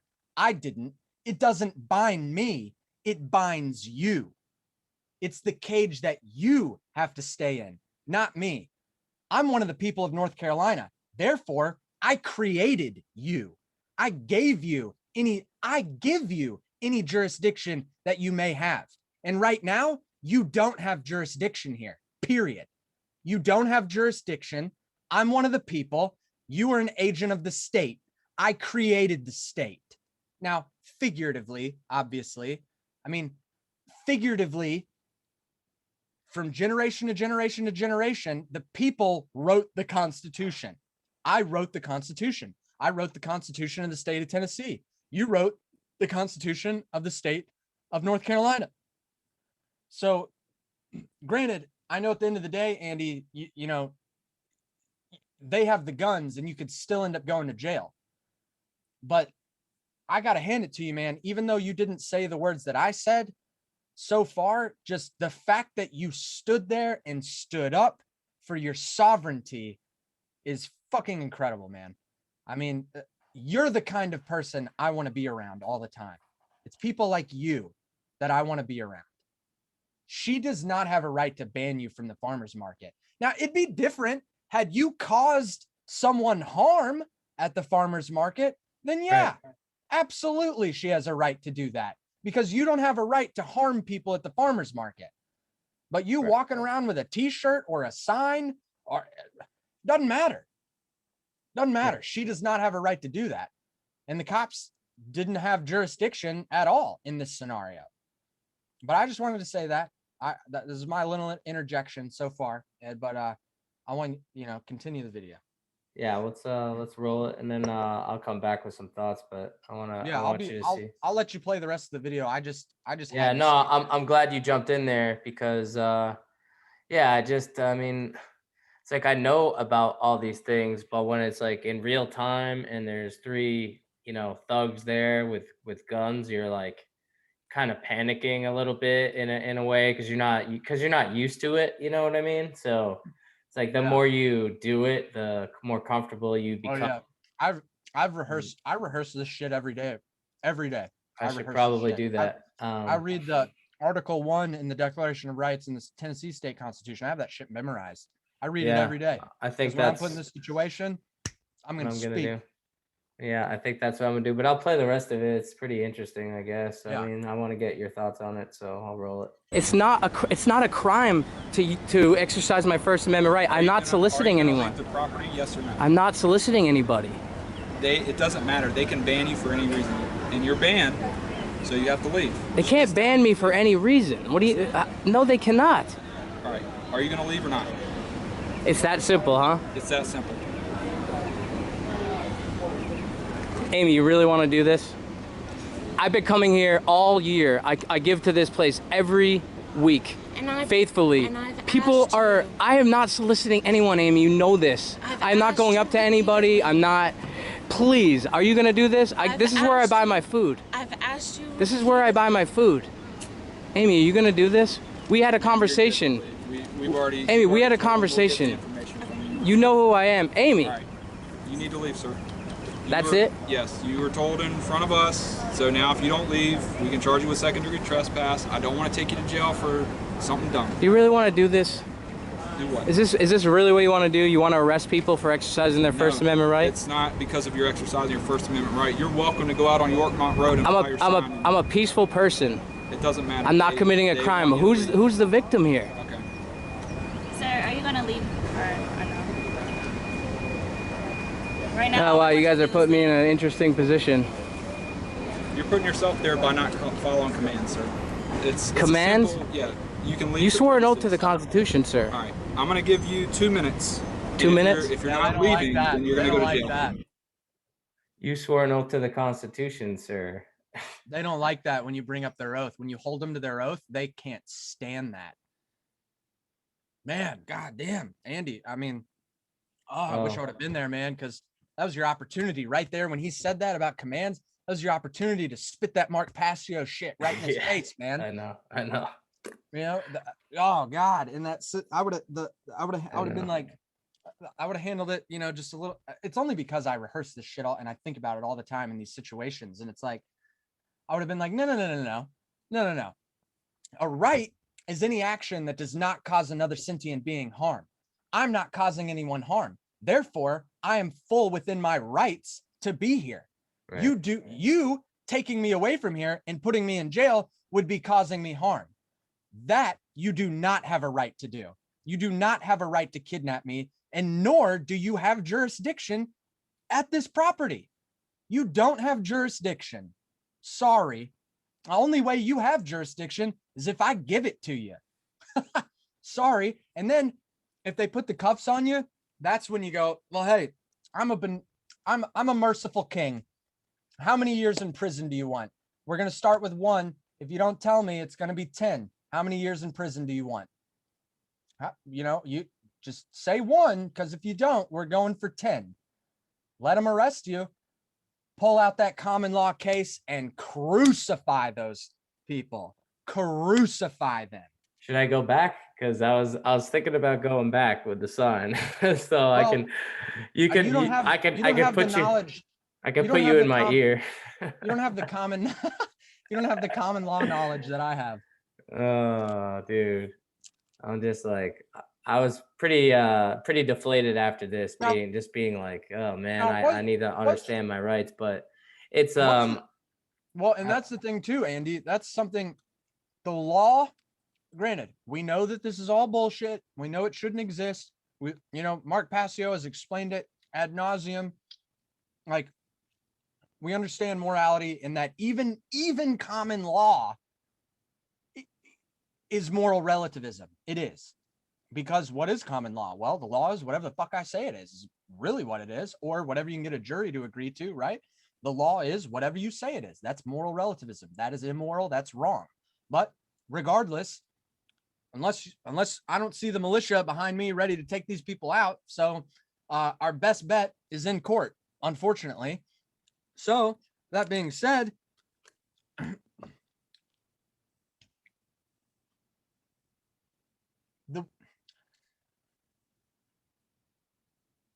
what was the crime here? You've been to the farmer's market before, and you've just like put a sign, like, and a piece of thread around it and just wore it around your neck as you were shopping. Yeah, let's see. I'll show you the sign. This is what I was wearing. The farmer's market. Here we go. Lifetime ban, George. Completely? Lifetime ban. Wow.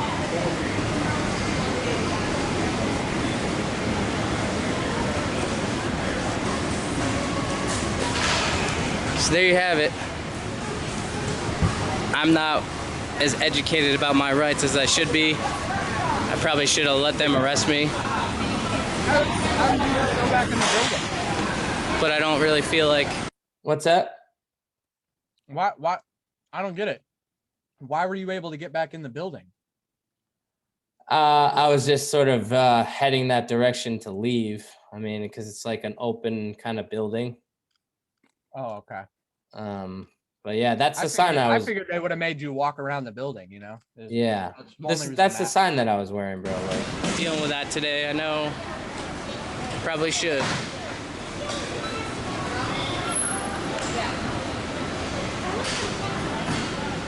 Wow. Lifetime ban for carrying a sign. I can't come back to the farmer's market ever again. First Amendment right not protected under this Constitution. Unbelievable. did you hear what that guy said? The guy I was telling that to? He's like, I agree with you. So almost everyone there actually likes the sign, like gives me positive feedback about the sign. Nobody like maybe one or two people complained. I don't know. I have no idea. And then you got that one fat whore who ain't getting fucked and doesn't have anything better to do because she ain't getting her fucking twat fucked. That's what it really boils down to. At the end of the day, no one wants to fuck your fat fucking ugly ass. And so you need to take out your anger of not getting fucked on somebody else. That's what it really is. I like to be a little more kind on my show. Yeah, well, that's the fucking truth. Well, yeah, that was my statement for today. Toxic masculinity. I'm sorry. Toxic masculinity. A phrase coined by women no one will fuck. Yeah, probably. What did the sign say, Andy?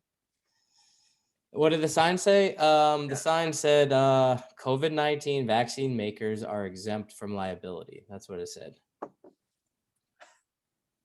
What? It's fact? It's a fact. And there was one guy that actually he was like, you should take the shot. He looked at the sign and he shook his head like this. And that's the first negative reaction I've had to the sign. But he's like, you should take the shot. I'm like, no, thanks. I'm like, I'm good. I'm like, why did you take it? And he's like, yeah. I'm like, why'd you take it? And he's like, because I care about myself and my family. And I was like, would you care to have a conversation about that? I'm like, and he just walked away. So didn't get a chance to. Again, man, a lot of these people are Christian that are getting the vaccine. They don't believe in God. They don't. They say they do. They go to church. They don't. They don't at all. So there's an old story that's told a lot when I was a kid. And it's this little story. It's like, and it's about like recognizing signs, like signs from God is like the whole moral of the story. And it's very simple. A man gets stranded out on an island, and a ship comes by and says, hey, we come on, we'll save you. And he said, no, only God will save me. I'm good. And they're like, all right, see you later. A helicopter comes by. A helicopter's like sending the basket down. Hey, man, come on. We're here to rescue you. He's like, no. God will save me. God will save me. Plane flies by and they're like, hey, man, we're going to throw a rope down. You grab it and we'll get you out of here. We'll save you. No, only God will save me. Well, the man dies. Naturally, goes to heaven. And he says, God, what happened? I thought you would save me. And he's like, well, I sent you a boat, a plane, and a helicopter. I mean, how fucking stupid are you? Yeah. Well, so people are not going to die and go to heaven, what they think in Judgment Day. I know what's going to happen. I know that conversation that they're going to have with God. It's not going to, because they're going to say, God, I got all the vaccines. I did, modern science and these things. I did everything that I was supposed to do. And yet I still died of this horrible disease or a reaction from that shot or whatever. And God's going to say, well, I gave you all the plants. I mean, the forest is endless there's every continent. There's so many plants. You decided that I don't know. I don't know what I'm doing. No, those are weeds. Spray Roundup on that. That's trash, garbage. Don't want that. Get rid of it. We need just nice green grass growing. That's it, right? Well, hey, dumbass, I gave you the forest. You said fuck the forest. So, sorry. I can only help so much. That's the conversation that's going to happen. That's what's going to happen. Yeah. Plants are out there. They're out there. There are so many plants. Here's the thing. Plants are much stronger than pharmaceutical drugs. Much stronger. And they actually heal. They get to the root cause and they heal the body. The only thing about that is, granted, plants are very, very strong and very, very good for the body, but plants can only do so much when it comes to irreversible damage caused by pharmaceutical drugs. I mean, yeah, do everything say you got injured, your kid got injured, autism, whatever, do Gerson therapy. I mean, whatever you can do to heal the body, that's all well and good, but it'll make a difference. The body will heal somewhat, but go all the way back to where you were before then? No, probably not. It's too late at that point, and it's sad, but that's how, look at that Roundup. That's how disconnected we are with nature. Still, you go outside. Hey, still on the shelves. Check this out. This was Walmart the other day. Yes. Just like I was talking with my friend Curtis. Yeah. $10.9 billion.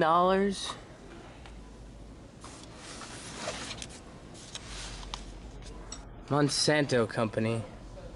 $10.9 billion. Because this product right here, Roundup, causes cancer. Yeah, dude. And have you ever sprayed that? No, I think I may have when I was my dad's got some in the garage at the house still. My dad used to send me out.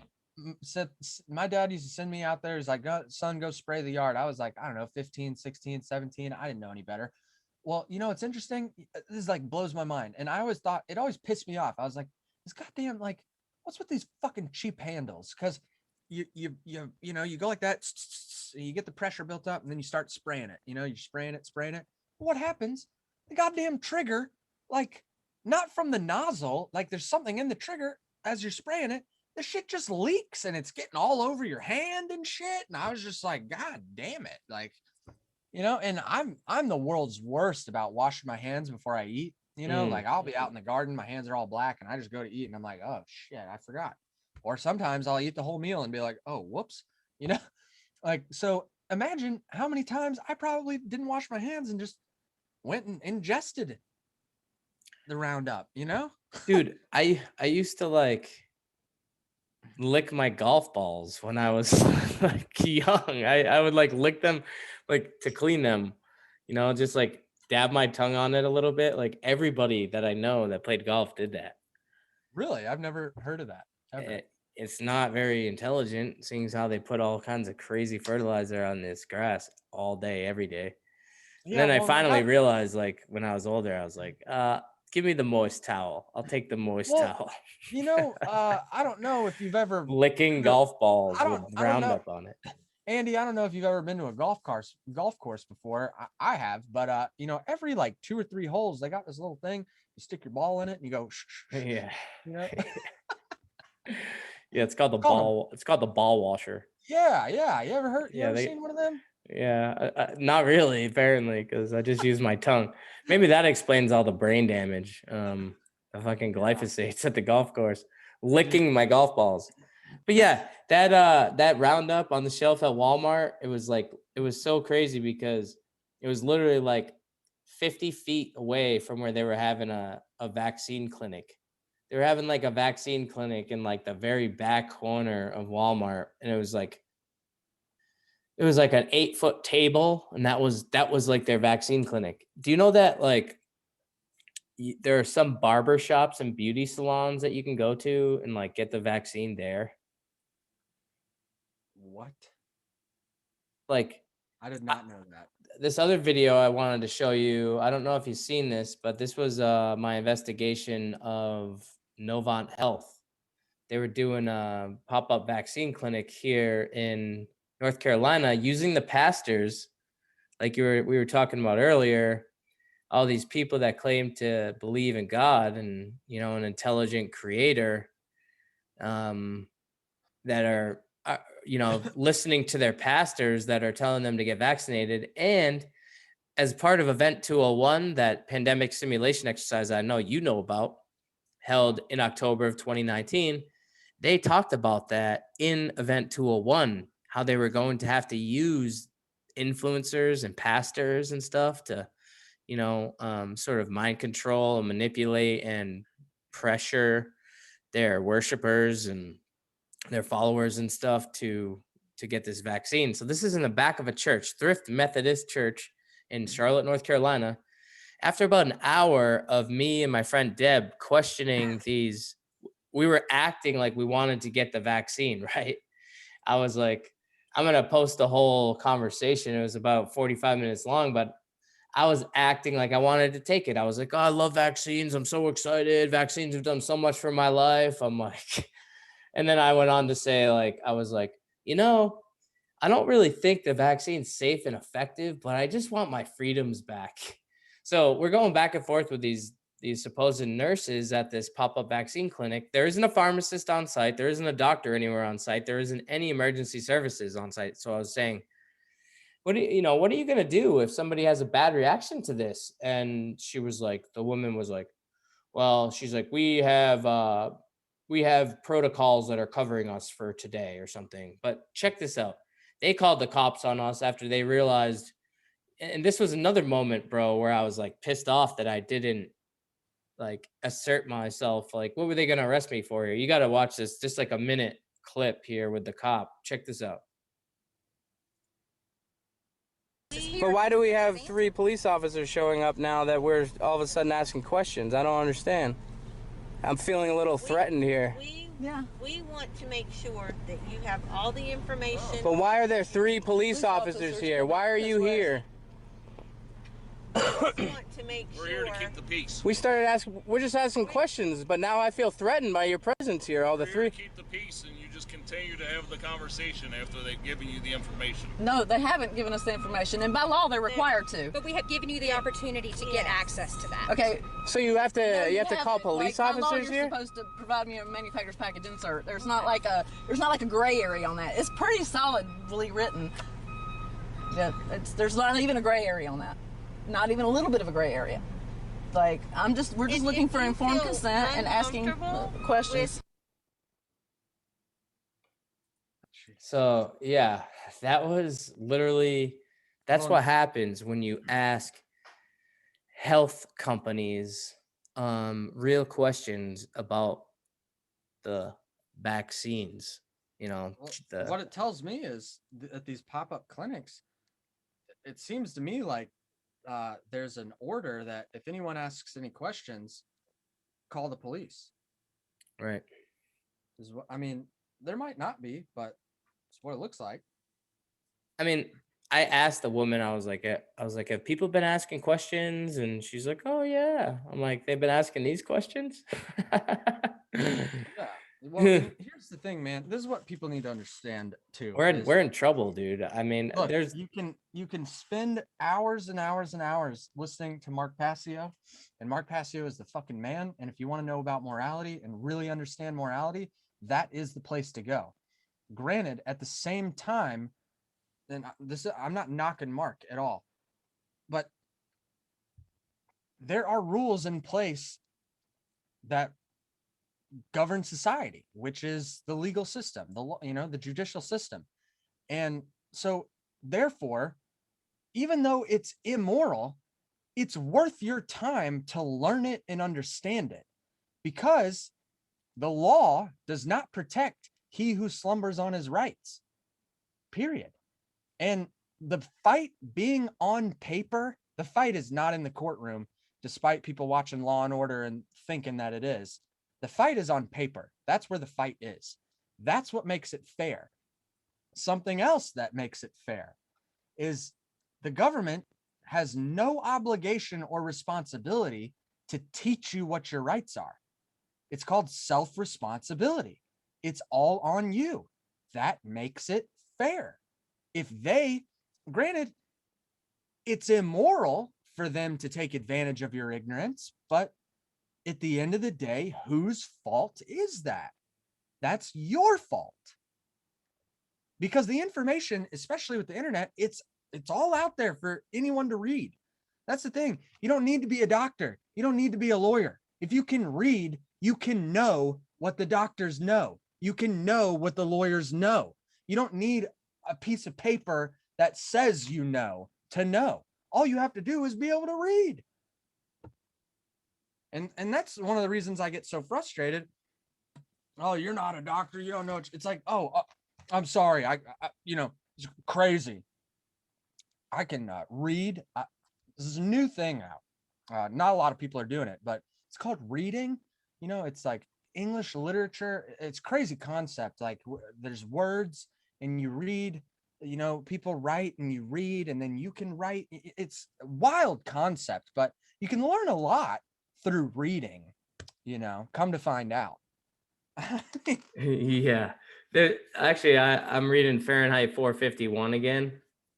And I just like to flip through it and read different passages from it. And like the very first passage I flipped to the other day was page 87. It says,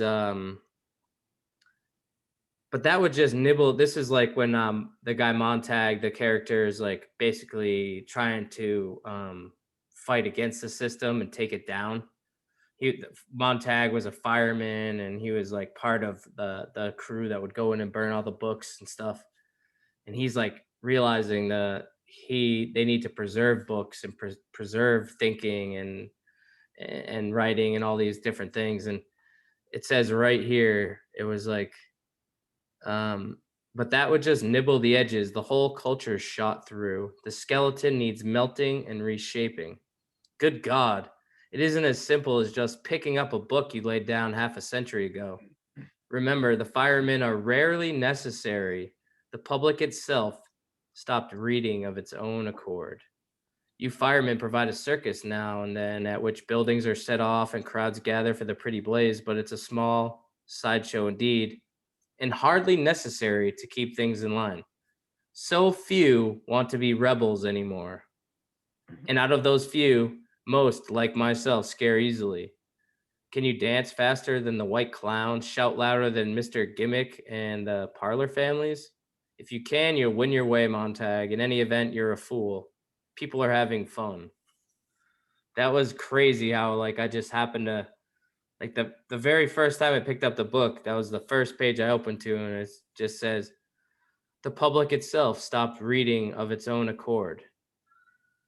Yeah. Remember, the firemen are rarely necessary. Yeah, that kind of feels like what we're living through, doesn't it? Yeah, because people aren't people aren't researching for themselves. They're just not, you know, like we don't even need the corrupt cops and the corrupt thugs in the military to actually sort of forcefully enslave us, sort of by our cooperation and our apathy and just going along with these things and not saying anything or demanding some And sort of that's repercussions for these people in this system. That's why I push so hard towards this common law stuff, because I'm only one guy. I can only do so much. What are the success stories? Like, what are the major like success stories of, because I know there's a lot of people talking about this right now. I'm sort of the camp where it's like we're so far along down this road of complete and utter tyranny. Like I posted that I was like on some of these Telegram groups that I'm in, like asking advice for how I should have handled today or whether I should go back and try to get arrested and stuff. And some of these civil law, like or common law groups that I'm in. And like one of the guys said, civil liberties have been suspended, so let's not kid ourselves that we can use a system to protect our rights. Like, even I feel like we're at that moment where it's like these people don't give a fuck what kind of, opposition we have to any of it, where they even talked about that in that Rockefeller lockstep document in 2010, where there's basically like amid, a growing public pushback and all these things that they were going to have to, rule by, I forget who said it, but they said, all empires need to use fraud and force. And when the fraud is up, they must resort to using force. But it feels like we're at that point where it's like civil liberties. I resonated with that. Like, I don't know if that's off base. I wouldn't want to discourage you from approach. I think we need people thinking outside of the box. And I know there's some people that have had success in that realm, but I was just wondering from your perspective, is there like a certain go-to kind of example that you could provide of like some people that are, I know that there's some people like, driving as a traveler, not a driver. I know we've talked about that briefly in the past, where you were saying like you're not sure if you would really want to go that route because seems to be very problematic for many people. But I don't know, you hear about some people being successful, but it all kind of comes down to who the police officer is and whether, I guess, what happened in court afterwards.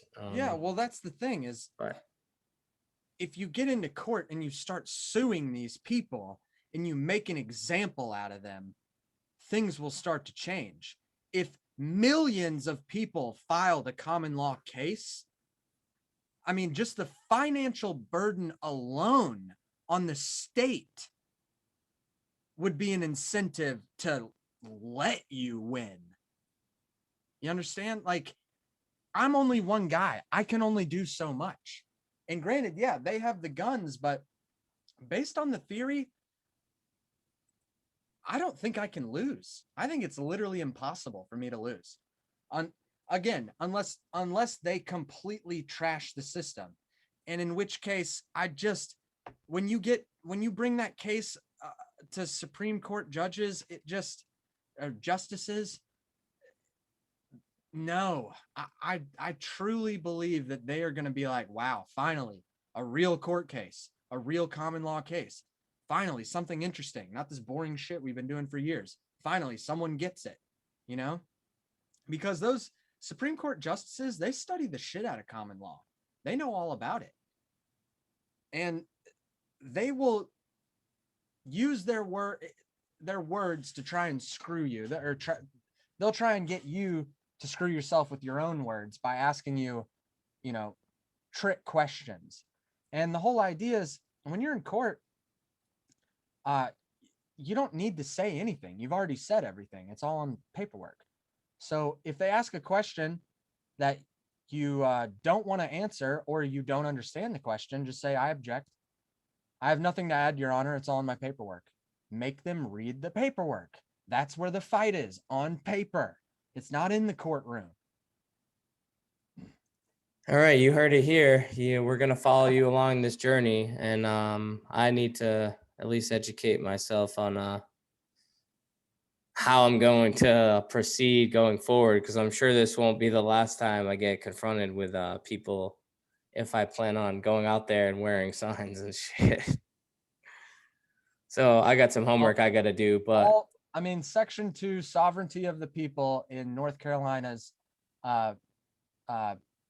Constitution says all political power is vested in and derived from the people. I mean, you don't even need the rest of the sentence. But, the rest of the sentence being all government of right originates from the people. So it is founded upon their will only and is instituted solely for the good of the whole.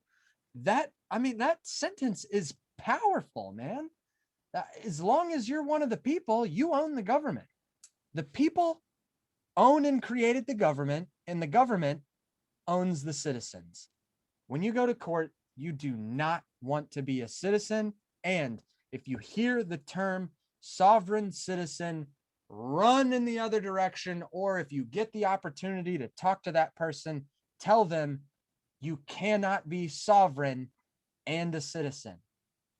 14th Amendment clearly states if you were born or naturalized in the United States of America and subject to the jurisdiction of the United States of America, then you are a citizen of the United States of America. How do you subject yourself to the jurisdiction of the United States of America? You choose to be subject. That's how. It is literally your choice, unbeknownst to the public.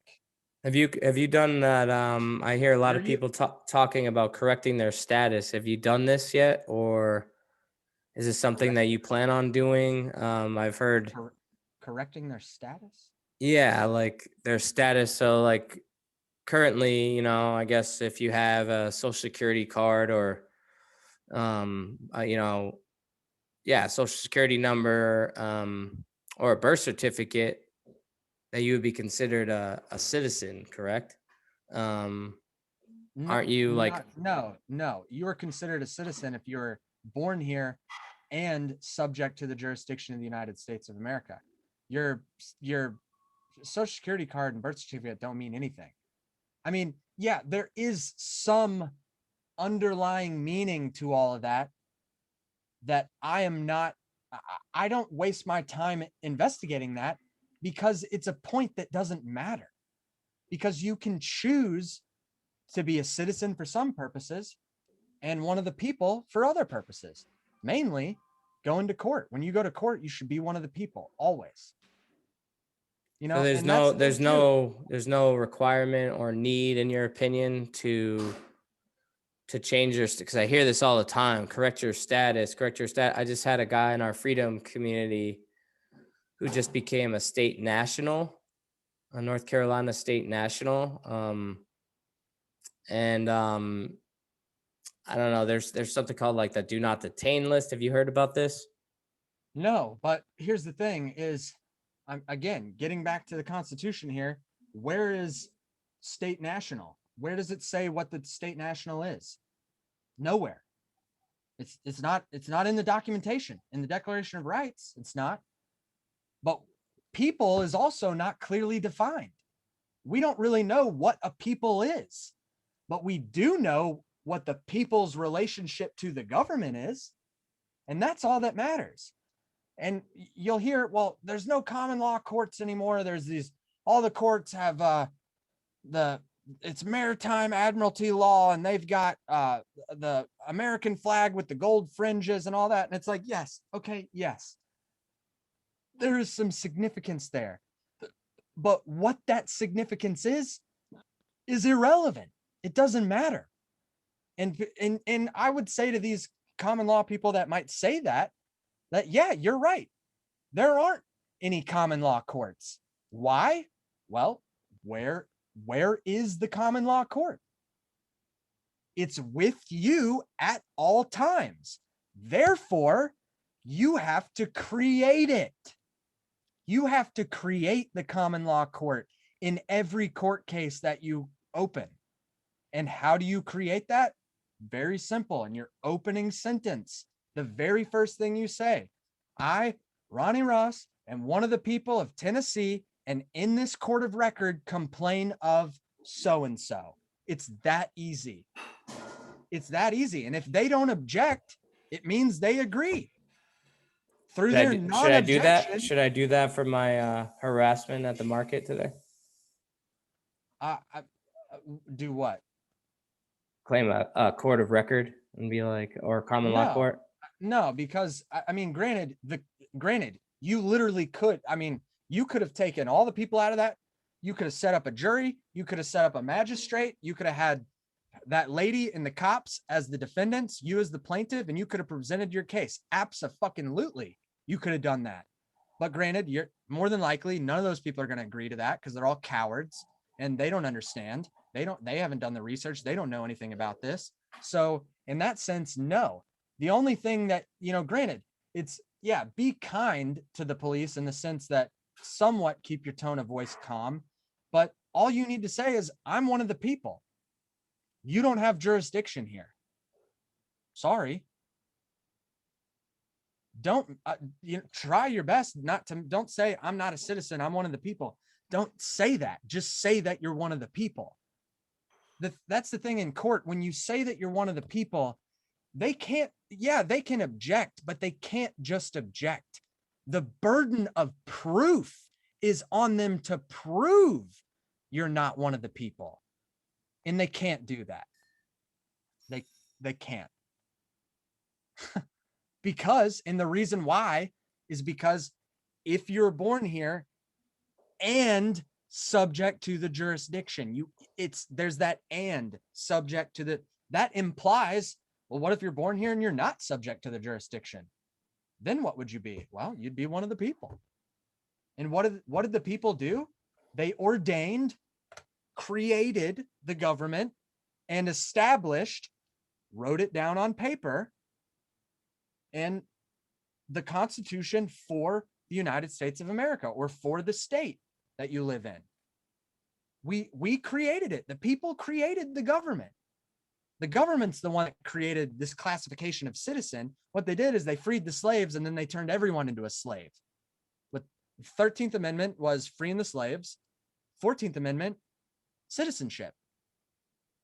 Well, a citizen is not what you want to be, because a citizen is under the jurisdiction of the United States of America. So what does a citizen have? You don't have rights. You have privileges granted to you by the government.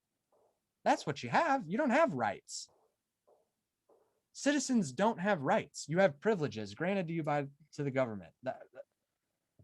Essentially, that's it. People, on the other hand, have all rights, whatever fucking right you say you have. And that's the thing. If we get out of this whole law idea bullshit and you just look at the morality, as Mark Passio has said, and he is 100% right, every human being on planet Earth, we all have the exact same rights. Now, why would you want to give a certain group of people, namely the government, rights that none of us, no one else has? I mean, that's idiocracy. But the whole idea with the republic was that a republican form of government is where the sovereignty is invested in the people. The democratic form of government, the sovereignty is in the majority vote. It's mob rule. If the majority votes and says slavery is happening, well, we're back to slavery. And that's the thing, Andy, is even I'm willing to be crucified. If they crucify me, send me to jail, whatever, I don't care. Whatever harm it causes me and my family, so be it. Someone has to stand up to these cocksuckers. Someone's got to at least try. Granted, I don't want to do this. I'm ready for the fucking bloody revolution. That's where I want to go. I'm ready to go to all the goddamn churches in Middle Tennessee, raise up the fucking militia, go to DC and start killing people. That's where I'm at. But I don't see Larkin Rose and Mark Passy. I don't see them out forming the fucking militia. Where are they? They talk, oh, we're just going to free one mind. It's like, no.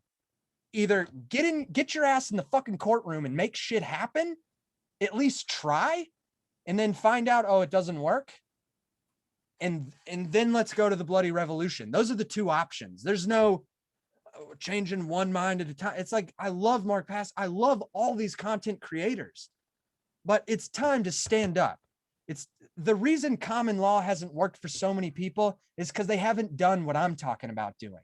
They don't know it the way that I know it. They don't, because I am going to fulfill the statutory requirements.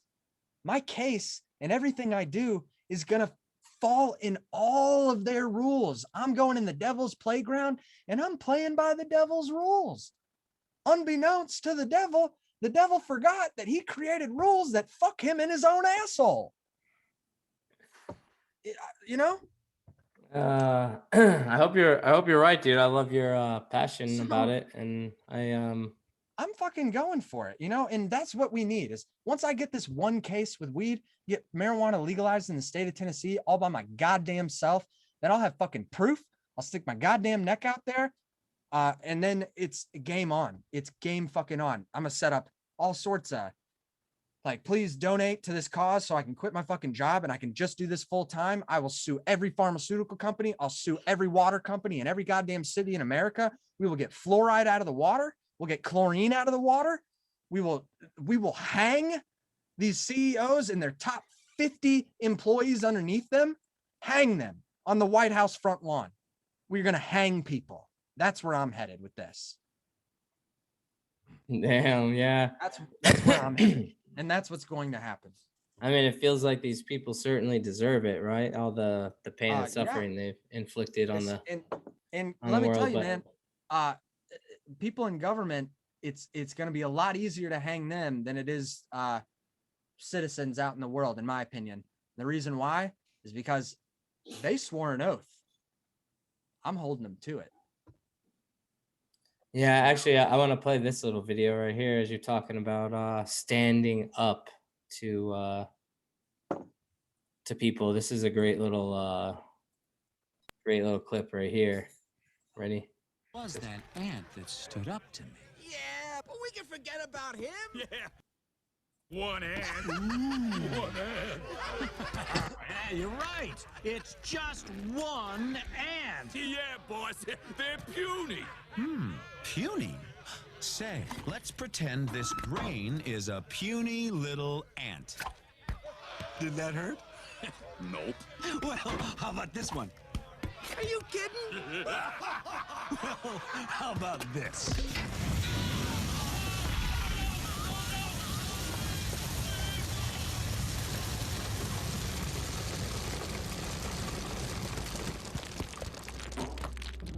You let one ant stand up to us, then they all might stand up.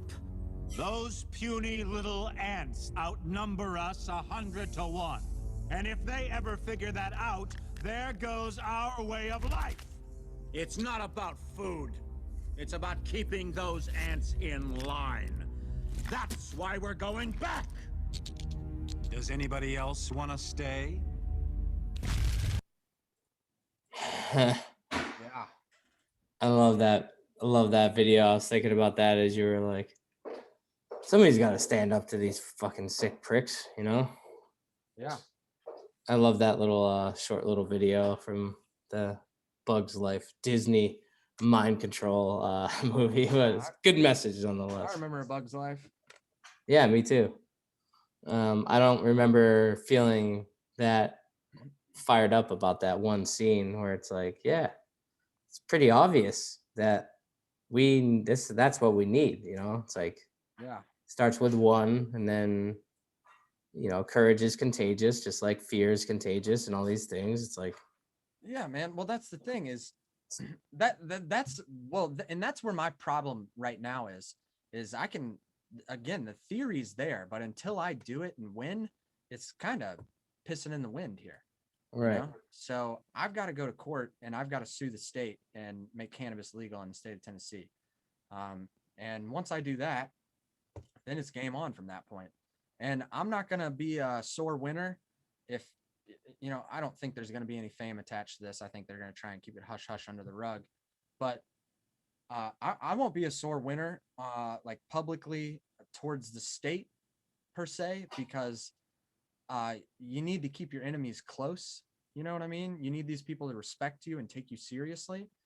But goddamn, if I ain't gonna make a couple of little videos and send them to my personal friends who were talking shit, and I'm absolutely gonna be a sore winner to those people. Cart before the horse, brother.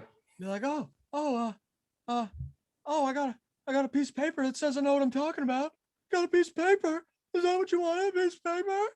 A piece of paper. That's how they do it, man. It's like I'm trash, dude.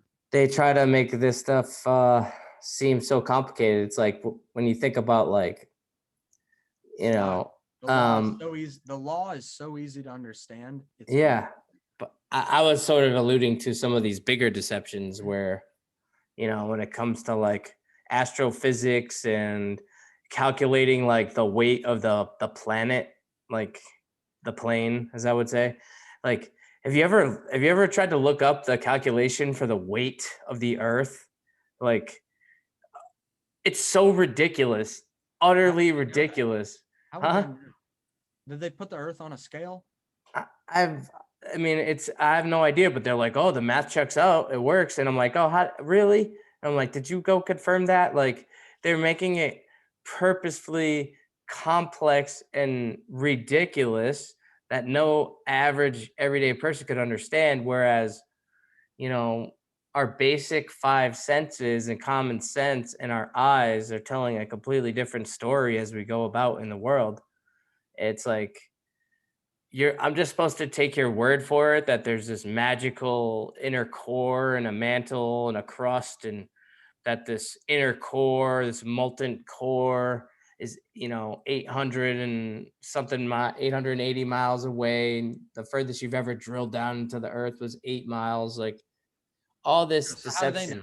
How do they know? They don't know. It took them 30 years to go like 8 miles into the Earth, and they had to scrap it. But they're telling us that like this magical, core of the Earth is what causes this magnetism that we see in gravity. And it's like, none of these things, all this stuff is just hearsay. Sounds like magic to me, where they're like, the only people who can understand it are people like Neil deGrasse Tyson and, Bill Nye and people like that. And it's like, say what? Like, we get these images of the Earth that are all CGI images admitted by NASA. And then, Neil deGrasse Tyson, and it looks like a sphere on their nice, beautiful CGI image. It looks like a perfect round ball. And then Neil deGrasse Tyson, Freemason, Neil deGrasse Tyson goes on and, calls it an oblate spheroid, that it looks like a pear. Where are the photos of the pears, the pear-shaped Earth? Have you seen those yet, Ronnie? I haven't seen those. I mean, they're asking us to just, what did George Orwell say? I say it all the time. The party told you to ignore the evidence of your eyes and your ears. It was their final, most essential command.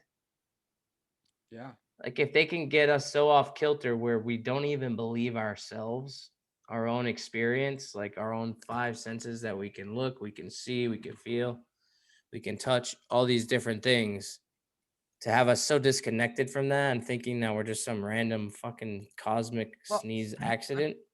I tell you what, man, I'm not going to do this because it would be immoral to not act.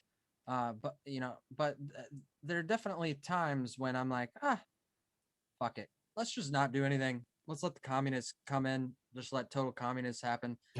Because the one part that I will really enjoy about communism here coming to America is the Bill Nyes, the Neil deGrasse Tysons, the Rachel Maddows, the Lady Gagas and such. They'll be the first ones taken out back and shot when they're done using them. And I'm going to laugh. I'm going to love it. I'm going to be like, oh, happy day. Happy day. Oh, this is lovely. I know. Like these people, even these people that think they're like on the inside, right? They just fail to forget, or they don't fail to forget. They definitely forget what happened in, you know, the USSR and under Yeah, what Stalin. happened when Killed all the movie when producers. When Lenin took power? Lenin used all the conservative Hollywood of Russia of the day to help him get his message out of socialism and communism. And then as soon as he took power, what was the first thing he did? He rounded up all those people that helped him and he killed all of them. I mean, oh, it's great. And these people think that they're on the inside, and they have honestly, I would fame. love to see Chris Rock and Lady Gaga and all these fucking celebrities who think they're hot. I would love to see them all taken out back and shot at this point. I'd be like, can I shoot? Can I come to that? Can I be one of the people that shoots? Because I get Wouldn't we be well within our rights under natural law to aggress upon them, because we're under duress and they're actually causing duress? Yeah, we absolutely would. And that's the thing too that people don't talk about. I'm not promoting violence here. You know, people this doesn't get talked about, but in the Nuremberg trials, it wasn't just Nazis that were put to death. It was media, people that worked in German media that were spreading all that nonsense, all the lies and propaganda. A lot of those people, nurses too, actually. A lot of those people got put to death too. Nurses too. Yeah. A lot of the nurses that were killing babies and just doing their jobs, they were held accountable as well. So, I mean, it has happened, but it seems I don't know, this particular crisis seems next level. I wanted to share that visual, actually, get your thoughts on just kind of where you think this is, where you think it's going. I wanted to just make a point to remind my audience and whoever's listening that hasn't heard before, to basically not fall for the trick. This trick of people thinking that, you know, we're returning to normal, and that everything's going back to normal because people are out and about. They're not wearing masks anymore. Some people are. Some people can't get rid of the masks, but there's all these people that are falling into this false sense of security.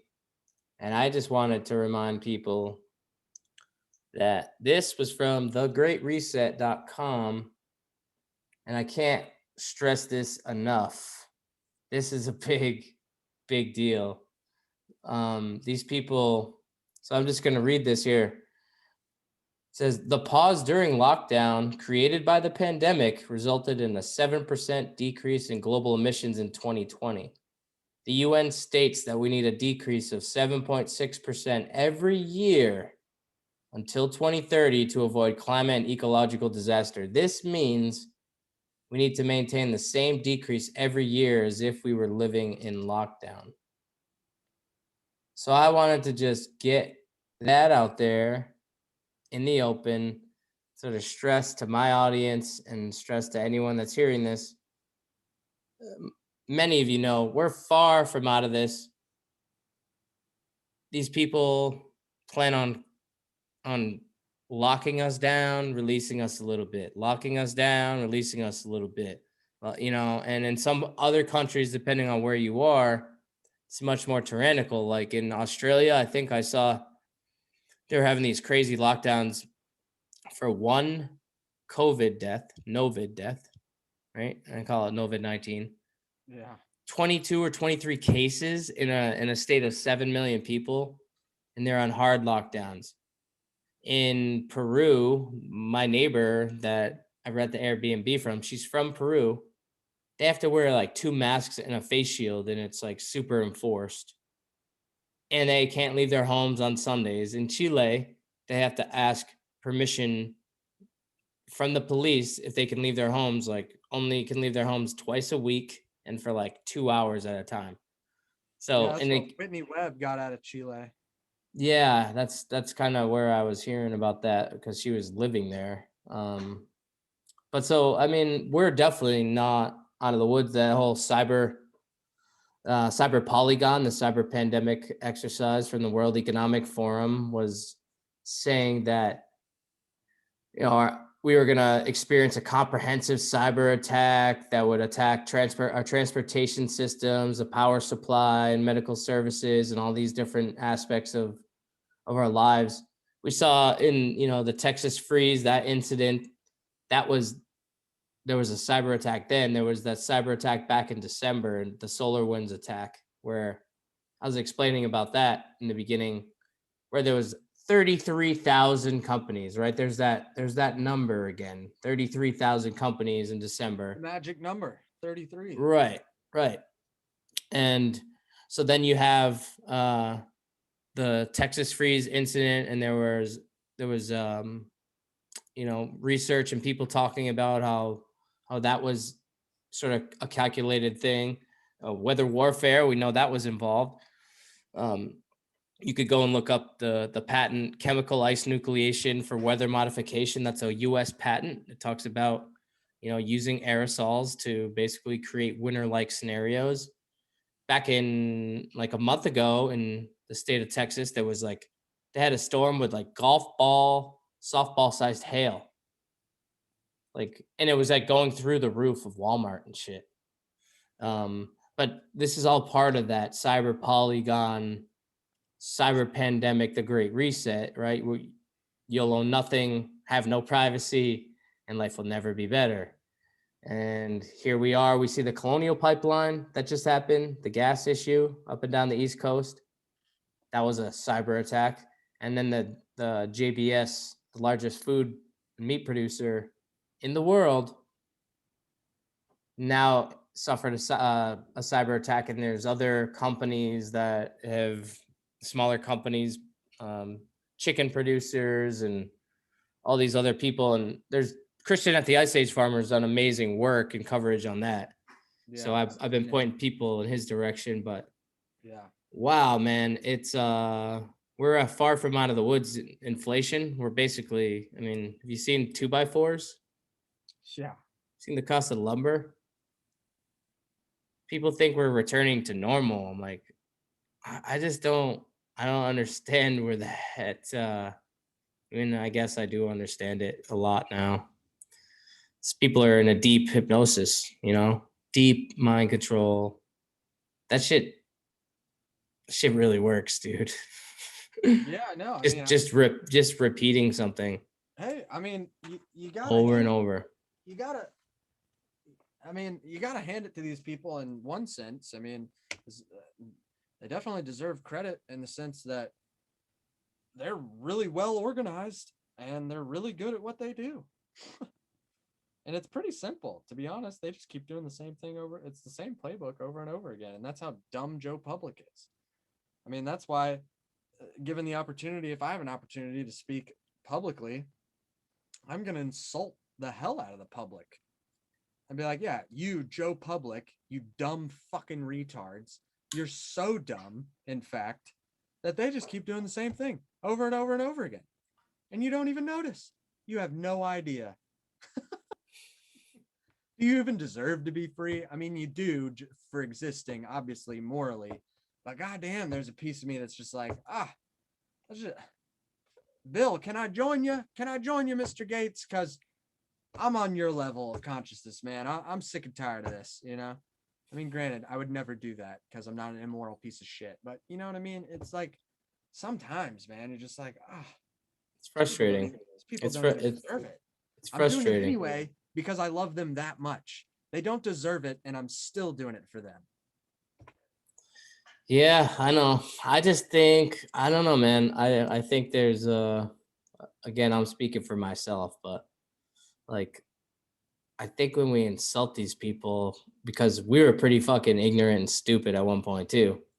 Like, I don't think it helps. I'm not going to tell you what to do or how to look at them or what to say about them. But from my perspective, like with where I see this shit going, the crazy divide that we have had, it's like, I don't know if that gets us the world that we want to build and create, you know? I'm just like, yeah, no, I know. But it's hard as fuck. It's hard as fuck because if I go to court, if I go to court, it doesn't matter. Outside of court, I can say whatever the fuck I want. It won't matter because at the end of the day, I'll be changing shit, and it won't really matter what anyone else has to say about it. So yeah, I mean, touche. Touche. I mean, I would sue, you know, if I sued the vaccine companies, like obviously I would give all that money to the I would try and get a hold of as many fucking people that were injured to get them compensation. But I mean, there's, you know, I would definitely, I think still I would publicly insult them before I gave them the money. I'd be like, what you're gonna do now is, this is like a dad telling his child, pull the pants down, pulls his belt off, and spanking him for being a bad little boy. Well, you've been bad little boys and girls, so I'm gonna spank you here with my words. And it'll be done. It'll be over with after that. It's not like I'm gonna continue insulting them, you know? Right. It's just I mean, like, I've definitely insulted them very mightily throughout the past year, but yeah, I mean, I'm trying to get back to a loving place. I haven't done what you've done per se. I mean, and I hope that's not what people think when, you know, it's not like I have these, you know, I want to go out on the street and just tell everyone what a fucking retard they are. You know, it's not that, you know, even though that's what I'm thinking in here. I'd say publicly what I do on a daily basis is memes, you know, that's kind of how I'm doing it. But I wouldn't say I necessarily do that to people's faces. But tell you what, man, if you got the court case, you got the piece of paper, you won, end of story. I mean, that's it. There's no arguing with that. Anyone that does, I mean, at that point, if anyone wants to argue with you, I just walk away because it doesn't even matter. It's like they're not worth your time at that point. It's like, well, hey, man, you can argue that 2 + 2 = 5 all day, but I got a piece of paper and I proved that 2 + 2 = 4. So you can live in fantasy land if you want to, but I live in the real world. Yeah. I was gonna ask you your opinion of that Crypto 6 arrest. My friend's getting arrested. Oh man! Did you ever? You got to tell me about that because you never told me about it. What? I didn't. Happened? So they got raided early in, I think it was March. I was following it. What's that? Did this make national news? Oh yeah, big time. Let me see. Let me try to find the article. I got a whole section here.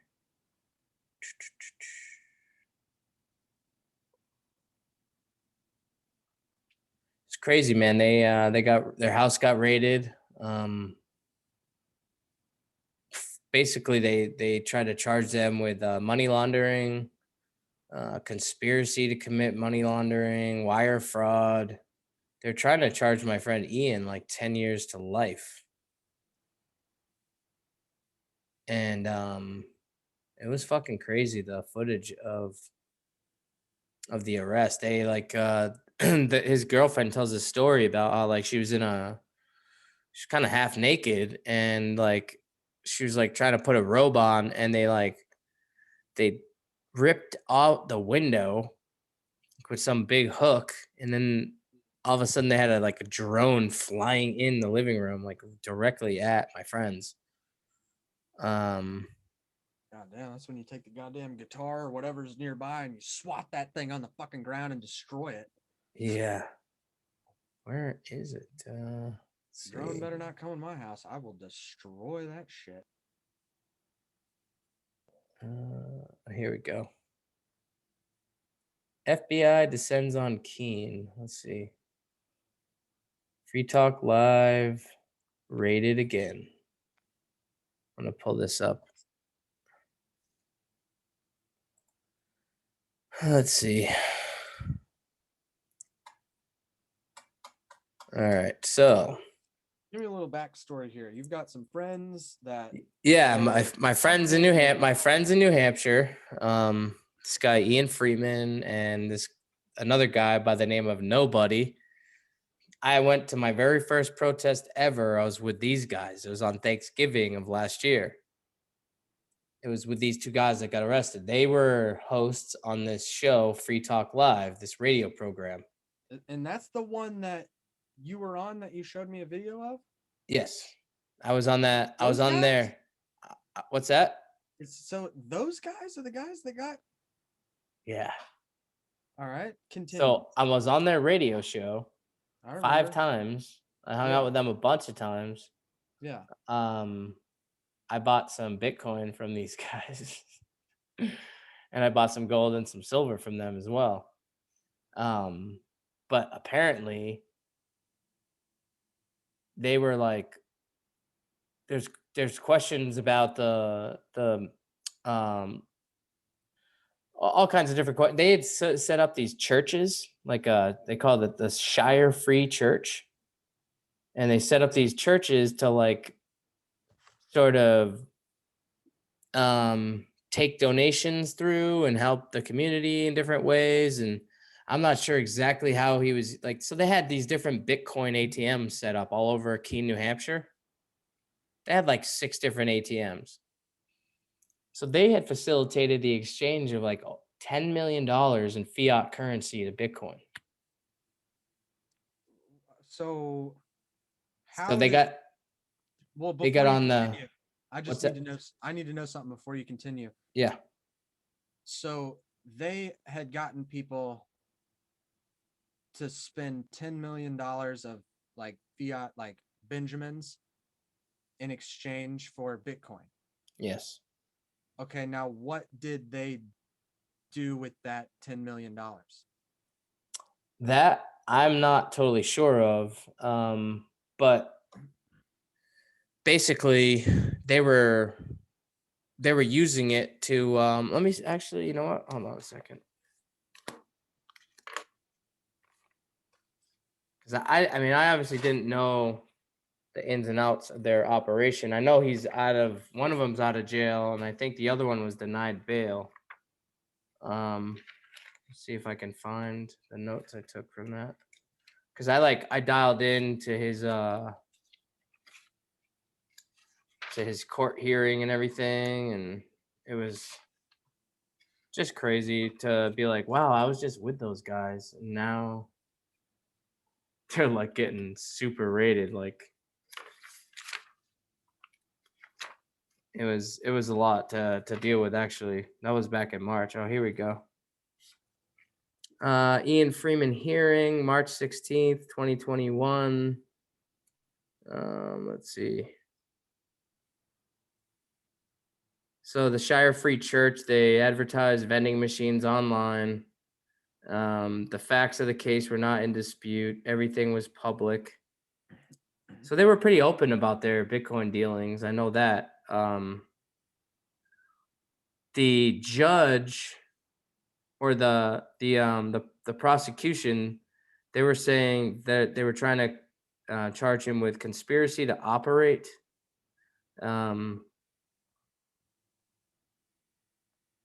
What was he? Hold on a second. Let me see. Detention hearing.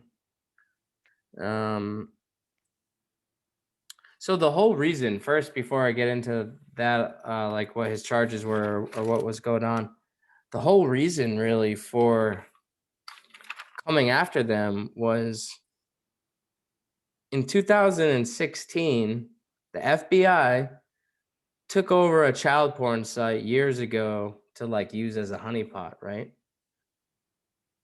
Free Talk Live on the radio show, this guy Mark Edge began talking about it back in 2016 on the radio. He exposed it on the radio. And they're like on over 200 stations. So the FBI then raids Free Talk Live radio studios, the same studio I was in. They made claims that child pornography went over their Wi-Fi. And literally that was completely unfounded. They found absolutely nothing at all. So the FBI took over a child porn site years ago. The guys on Free Talk Live started squawking about it. And then all of a sudden, the guys at Free Talk Live have charges of child porn going over their Wi-Fi. So that was 5 years ago. Now they're circling back. You know, Ian and this community of folks in New Hampshire are sort of facilitating and providing alternative forms of currency.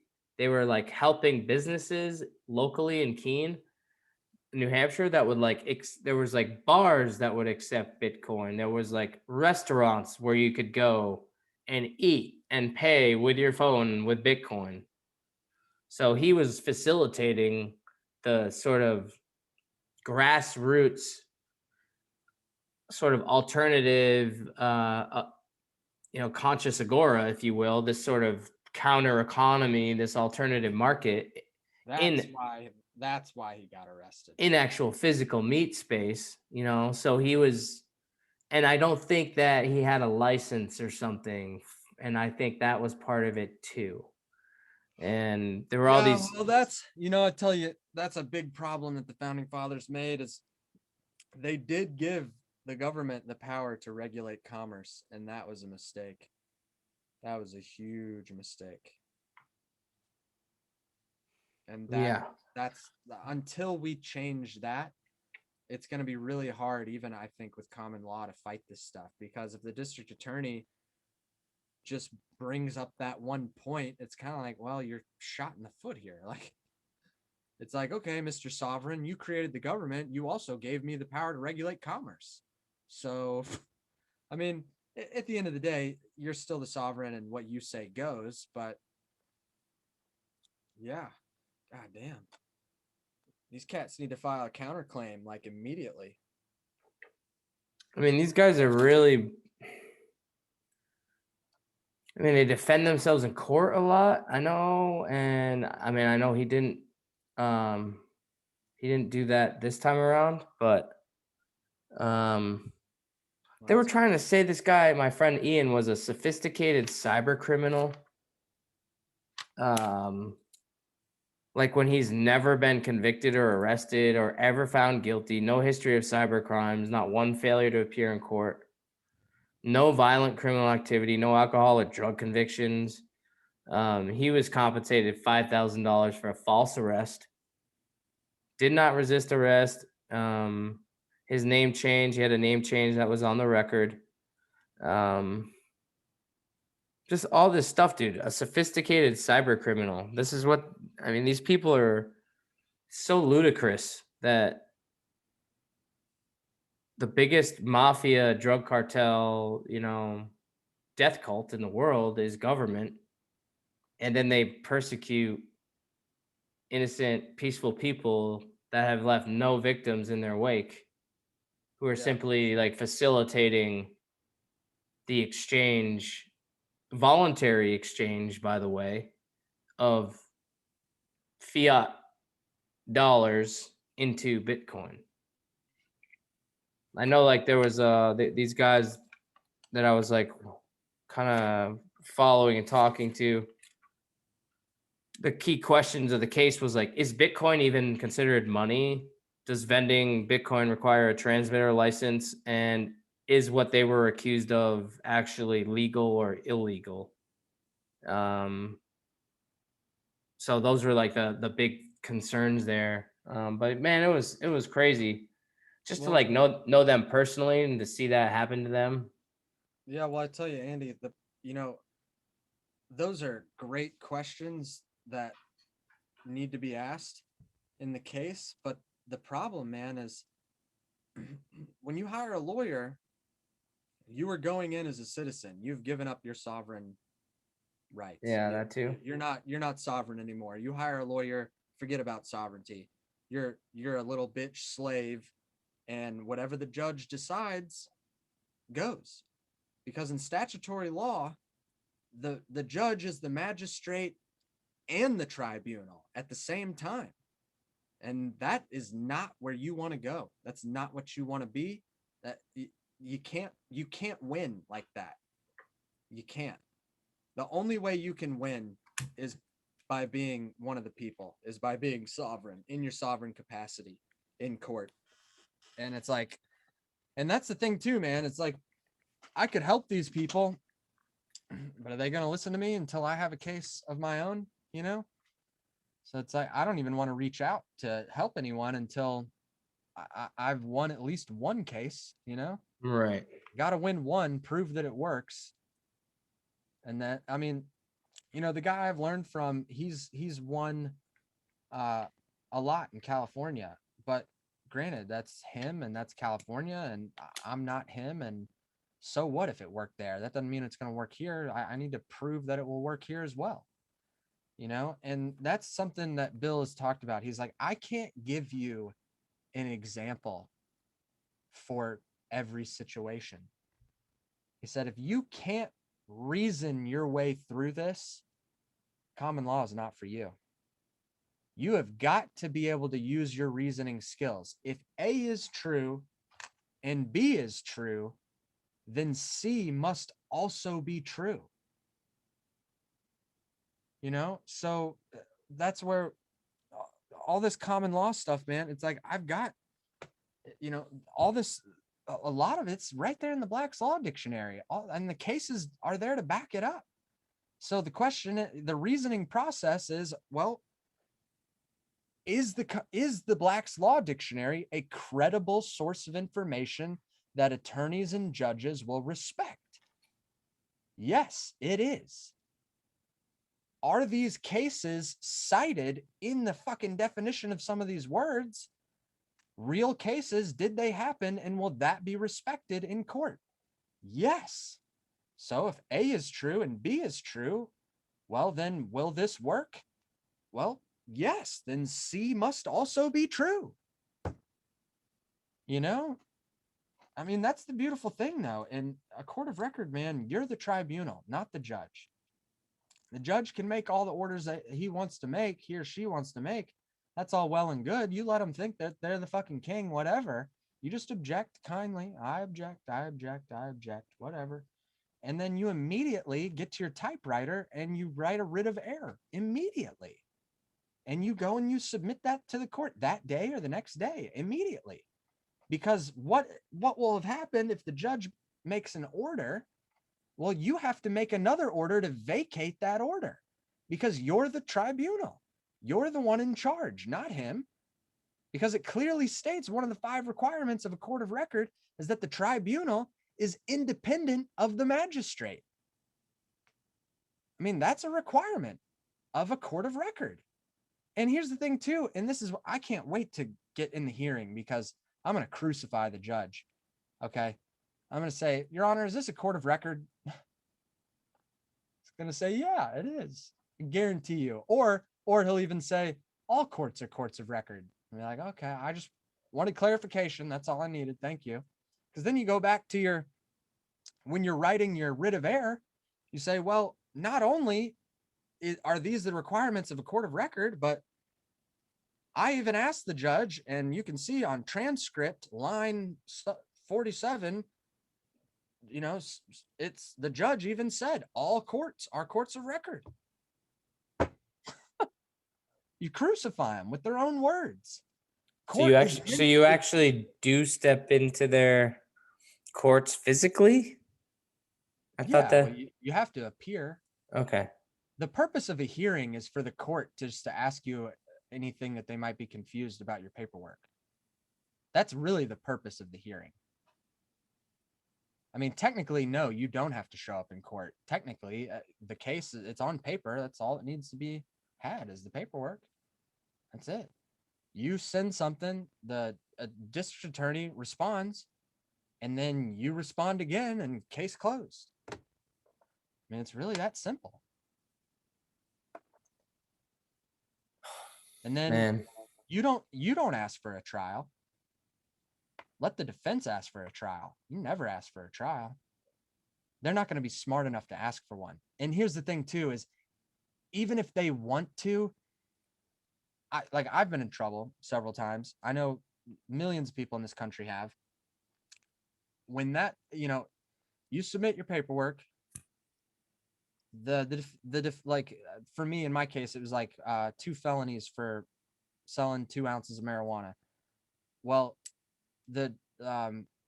we submitted paperwork and we're like, no, fuck this. And then they're like, fuck you, too bad. Then at that point, I'm sorry, I got a little mixed up. The claim was made by the state. Then my lawyer responded. Okay. And then they responded again. Now, at that point, there's only one other thing to do. Either accept, just like throw in the towel or go to trial. And what did my lawyer say? It's like, I mean, we can go to trial, but probably not going to win this one, man. And if we go to trial and you don't take the plea deal, they'll throw the book at you and you'll get 10 years, or whatever it is. So it works both ways.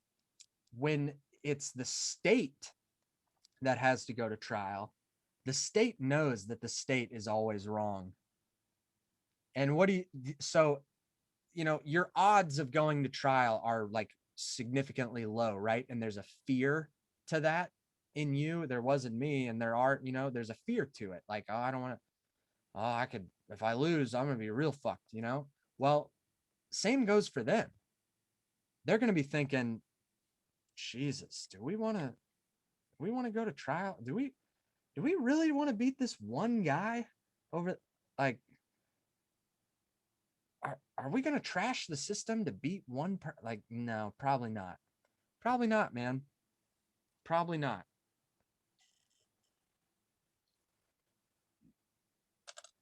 That's the thing, man.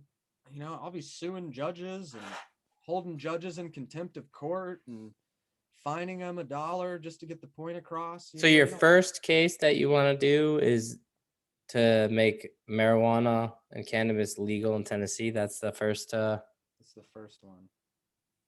All right. Then what's next on the agenda? Shit, I'm thinking the water company. Fluoride. Yeah, that would be a good one. Fluoride. I mean, hell. Here's the way I look at it, man. Just a neurotoxin, no big deal. The fluoride. Yeah. Here's how I look at it, man. Let's exit out of that. Let me open this back up. Tennessee Constitution. I don't know what that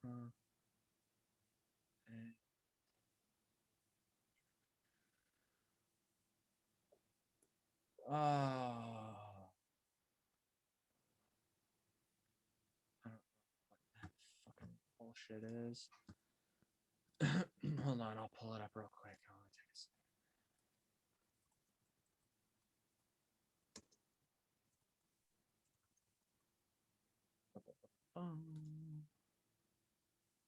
All right. We're gonna blow it up there. So, in Tennessee's Constitution, right after the preamble, Article 1, Declaration of Rights, Section 1, that all power is inherent in the people and all free governments are founded on their authority and instituted for their peace, safety, and happiness. For the advancement of those ends, they have at all times an unalienable and indefeasible right to alter, reform, or abolish the government in such a manner they may think proper. Right there. That's all I need, buddy. That is all I need. I could sue the state, make myself the fucking governor. Why not? I don't need an election. I have a right to alter, reform, or abolish the government in such a manner as I may think proper. Who's to say I couldn't do that for the presidency? I mean, do these words mean anything? Well, of course they do, because people have supposedly died in war for it, right? Right? Do the words mean anything? Do they have any substance? They absolutely do. Here's the problem. And this is where Bill has his problem in California, is he's like, okay, we get judgments. Like he has judgments against judges. He has judgments on all sorts of things. Said the problem and the thing that he can't figure out is, how do you get the judgment enforced? So let's say, for example, this is wild, but let's say I sue the governor in Tennessee I remove him from being the governor, and I make myself the governor. I win the case. Everything is on paperwork. How am I going to get the sheriff or the Tennessee state troopers to walk up there to the state capitol, remove the governor, and put me there? That's the problem. That is the thing that will probably not happen. That will probably be impossible, because how are you going to get, it's like in the way that he describes it is like, well, how am I supposed to get the sheriff whose kids go to school with the judge's kids and they play soccer together and go golfing together? How am I going to get them to enforce something on their friend? So what they do is you might go down there and be like, no, I have a court order. We're enforcing this with the, and what they'll do is they'll just make a phone call and they'll be like, oh, he's not there today. And you'll just keep going back. They can't find him. Don't know. Can't, It's like, yeah, you could go to a bounty hunter, but you think the bounty hunter is going to go kidnap the fucking governor? You think a bounty hunter is going to have access to kidnap the fucking president? So do those words mean anything? Right. In essence, no, they definitely don't. I mean, they do to me, and I think to a certain extent they do. And that's what I mean. That's why I think this thing with cannabis, man, I think that it's too easy. I like this meme. Yeah, that's a damn good one. You'll never find justice in a world where criminals make all the rules. And it's got a giant fat man with a Freemasonic square and compass ruling over all the little judges and the bureaucrats and the politicians. Predators. But that, again, Andy, that's why I say I'm going to go this route. And if I do everything right and this route does not work, then yeah, I'm going to be going to the churches, schools. Oh my God. That's how you know it's working, Ronnie. What the fuck? Giant triple hernia on his stomach after NHS operation was canceled due to COVID pandemic, and he's still waiting 15. That is, dude, it looks like he has like something growing in him. 3 basketballs like on his, oh man, that poor guy. Jesus Christ. Oh, I love this one. I don't know if you saw this, but factcheck.org. Facebook's fact checkers getting almost $2 billion, getting funding from the Robert Wood Johnson Foundation, who holds almost $2 billion of stock in Johnson & Johnson, and the CEO of the Robert Wood Johnson Foundation used to be the head of the CDC. And that's Facebook's factcheck.org. So the company that's supposed to, that tells us that, all the information we're sharing is partly false and it's out of context and that is false or it's been debunked or fact checked. They're literally getting money from foundations that are investing in vaccine companies. That one was noteworthy. And I like my globe memes. The more you study this famous image, the more you realize how duped you are. They just copy and paste all the same cloud structures. It's hilarious hearing NASA try to explain how they actually put the photos together. Now, hey, what do you make of the YouTube channel from the International Space Station now? Like the live stream. Well, have you ever seen these guys, dude? They like glitch out and stuff. I think it's all a production, dude. I mean, there's let me show you while I'm here. I'll show you a video from the space station, since we're just talking about it. I wanna see what you think. I might have showed it to you before, but it's pretty crazy. I mean, these astronauts glitching out. You can see harnesses and things like that, like on these astronauts. There's this one video that really shows quite a bit. This is the one right here. There you go, full screen.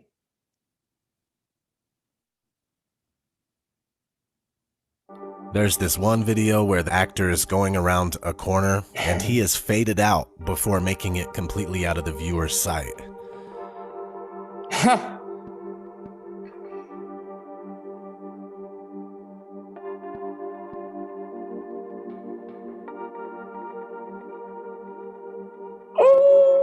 Let's not forget space bubbles.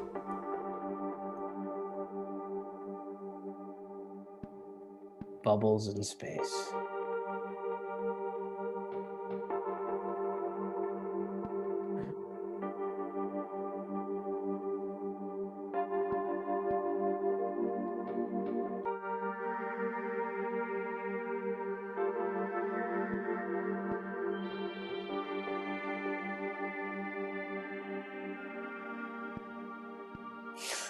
Those look like. Watch this. Watch this. Takes a quick turn. Dave Williams about to move out of the Quest airlock. Those particles that you see emanating from the airlock is said by the EVA officer Paul Baim in Mission Control to be particles of water from the crew's sublimators on their spacesuits. Guys wearing like scuba gear.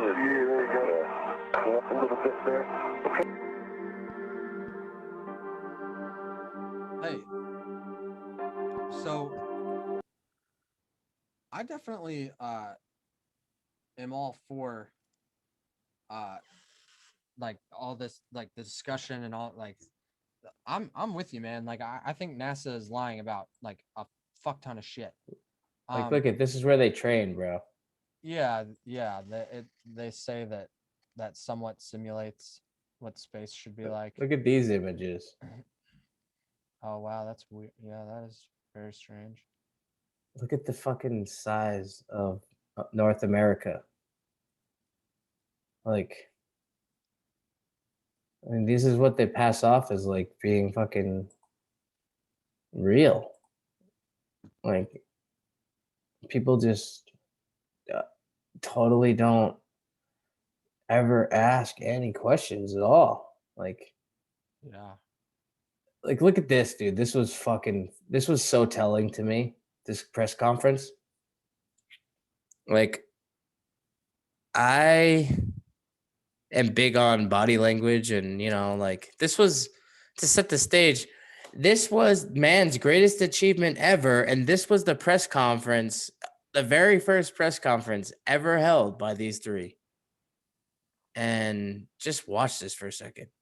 Stars from the lunar surface or on the daylight side of the moon by eye without looking through the optics.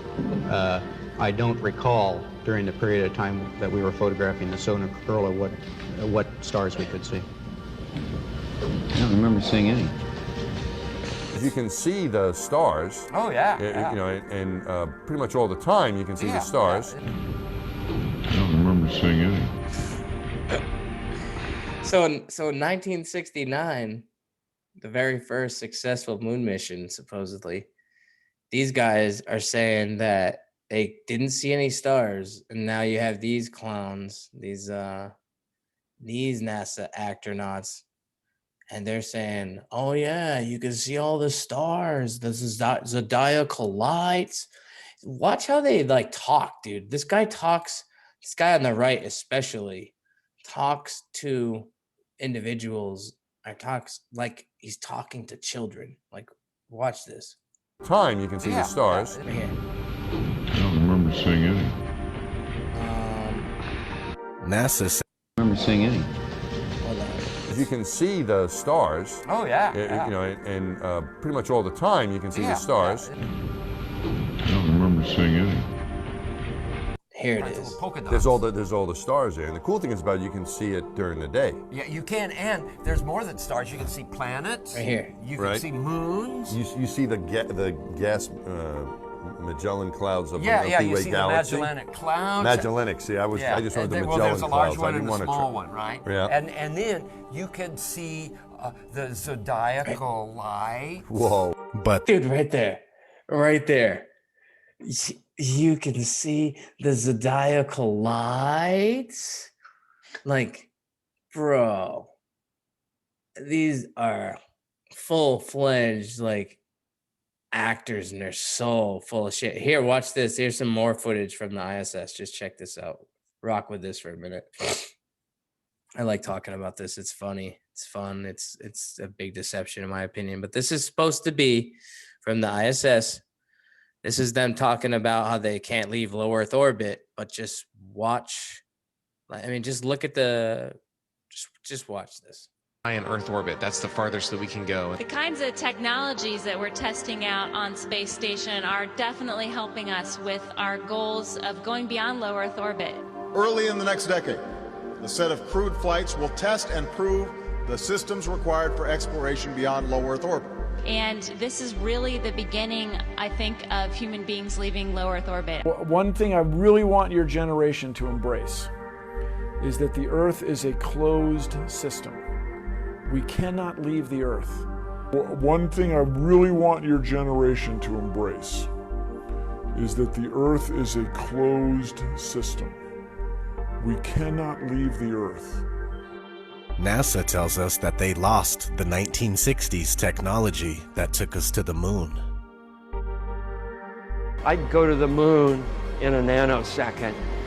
The problem is we don't have the technology to do that anymore. We used to, but we destroyed that technology, and it's a painful process to build it back again. The ultimate destination is Mars. So if you gave me all the money in the federal budget today, I could not get a human to Mars. I think that what you're doing is taking a shot in the dark. You have no way of knowing if any commercial entity will ever be able to put a man in orbit, no matter how much money you throw at them. What you're doing is you're taking NASA's manned space program and making it a faith-based initiative. I yield the rest of my time. NASA also says that they lost the telemetry data for the moon missions.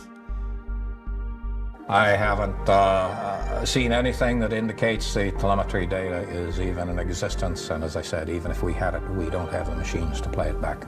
Unfortunately, I'm afraid I can't really give you much of a clue. So there's just a broaching of the moon deception. So yeah, the space station, I mean, some people have claimed to like have seen it through telescopes and stuff like that, but I mean, think about it, dude. You can barely see an airplane that's like 30,000 feet. It's like, that's what, just a feet, that's what, 5 or 6 miles? I mean, these supposed, the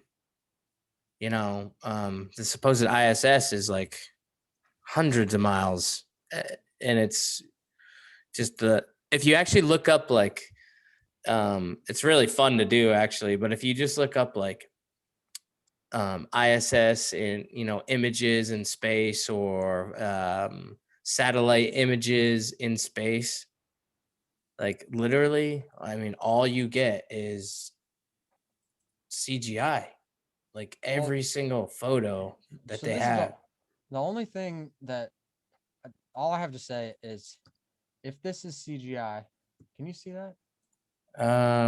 Yes. Yeah. If this is CGI, this looks really fucking real. Like, that's the only thing with, I'm just like, that shit looks fucking real, man. I mean, I don't know, bro. Like I'm with you. I'm like, NASA is lying about all sorts of shit. I just, granted, I've never been to fucking space, so how the fuck do I know? Have you ever seen the footage from Have you ever seen the footage from Bumgarner, the Red Bull jump? You can go up pretty high and appear like you're sort of beyond the atmosphere. Yeah. And you can also use like a GoPro lens with a fisheye lens and give the appearance of curvature. But to me, just knowing how these people operate, there's a lot of fucking solar panels. Jesus Christ. I mean, yeah, if they're showing an astronaut in space, dude. I'm not buying it because like those are the same videos like where the bubbles come from and stuff, you know? Where Why was there? Are they switching cameras? Is that why they're getting different views? it kind of looks like that. But look at the clouds right there. It looks pretty fucking fake to me. Like they could very easily be green screening that. Like those clouds are not moving at all. There's no shift at all. Like look at that. That's usually the most obvious part is like the clouds. If it's supposed to be a live stream, clouds don't just sit there and not move. It looks like it's just photoshopped where it's like they're copying and pasting. Yeah, the spacewalks are cool or whatever, but I like the still camera view where they just shoot the Earth as them going around. Like, look at this photo, bro. Let me I don't know, Andy. check this out, Fucking bro. real to me. The thing about Like, Elon Musk, he said it looks so fake that it's real, that it must be real. He literally said that about this photo. You think this is what we get, bro? Well, that's so obviously photoshopped. It's retarded. Right, but that's the equivalent. I mean, I was just showing you the images of the Earth from 2002 to 2007 to 2015, or 2012 and 2015, and looks completely different. They get $52 million a day from us, bro. 30 billion alone on the fake moon landings, and then they come out with these staged productions. I think they went to the moon. That whole idea of them televising it like on live I'm like there's Oh no, you think they went to the moon, really? Yeah, I think they went to the moon. I just don't think Come on. I think that those recordings of it are what's fake. But because think about this. That shit was on national television.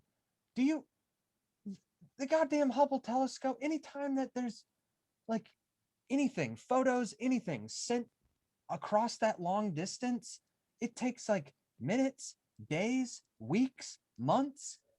Like, so this idea that in 1969 they were able to live stream. They landed on the moon. Come on, Ronnie. I mean, God, that looks so fake. Bro. Come on. That looks really fake. If you ever okay, I want to show you another little quick video. Hold on. Do you know that almost all the astronauts, they're all Freemasons? Check out this little, here we go. I love this fucking video, dude. I could talk about the moon landings for hours. Such a big deception, in my opinion. I think they went. I just think that. So just watch this. Let's talk a little more about this. Just watch this, okay? Just watch a few minutes of this. I'll show you a couple of things from this video, but watch this. Buzz Aldrin clip where he subtly admitted that we didn't go to the moon. I've been getting a lot of comments on my last upload of that very clip. People say he was only talking about how we didn't go back to the moon. Let's run the clip. Why has nobody been to the moon in such a long time? That's not an 8-year-old's question. That's my question. I want to know, but I think I know. Because we didn't go there, and that's the way it happened. And if it didn't happen, it's nice to know why it didn't happen. Why has nobody been to the moon in such a long time? Because we didn't go there, and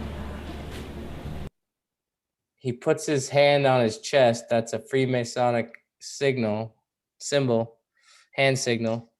He's got the Freemasonic ring on. It's a really great video, actually. It shows the timeline of when, like, like this, Ronnie. Like this is what they pass off as being like real. Like this is pretty much kind of like the video. I mean, it's way more fake. In 1966, like, I don't know, man. This is a really fun aspect of it too. So Richard Nixon, I can't watch a YouTube video in downtown Charlotte on my smartphone with 5G towers everywhere microwaving me. But this motherfucker, Tricky Dick Nixon, can call the moon that's supposed to be 240,000 miles away. Hello, Neil and Buzz. I'm talking to you by telephone from the Oval Room at the White House. And this certainly has to be the most historic telephone call ever made from the White House. I just can't tell you how proud we all are of what you have done. Thank you, Mr. President. It's a great honor and privilege for us to be here. Meanwhile, I can't get cell phone service in the mountains here in Colorado. Yeah, tricky Dick Nixon, dude. It's like, yeah. No, I'm with you, man. I'm with you. I'm all for it. I'm just, oh God. I don't know, man. It's just shit is like fucking 4K in the live stream nowadays. I'm just like, I know they're lying. I don't think they're lying about this. I really don't. How do you explain like how would you posit to explain that there's like actronauts that just disappear? Like it's moving away from the camera and then it goes and it's like exiting the frame and Yeah, no, yeah. Well, I mean, it could be one of two things. It could be that if that footage was taken from like a stream, you know what I mean? Like, cause look at how many times, like, you know, every video you've played hasn't played smoothly, right? It's been like glitchy for whatever reason. I don't know if it was on your end too. I kind of have shitty internet. So in that sense, if the recording that they're getting that's showing that is coming from up there to down here, then I could see that is a plausible way that the fucking shit glitched out, because look at how Zoom calls glitch out. But yeah, if that footage was actually taken from a camera in like off the card, the SD card off the camera in the space station, then yeah, that doesn't make any sense. Yeah, and then like the bubbles in space, bro. Like the bubbles in space is a pretty big one for me. And then they just happen to train in an underwater tank. Yeah, the bubbles thing is definitely weird. Like, and when you actually see like the guy, like one of the I call him actornaut.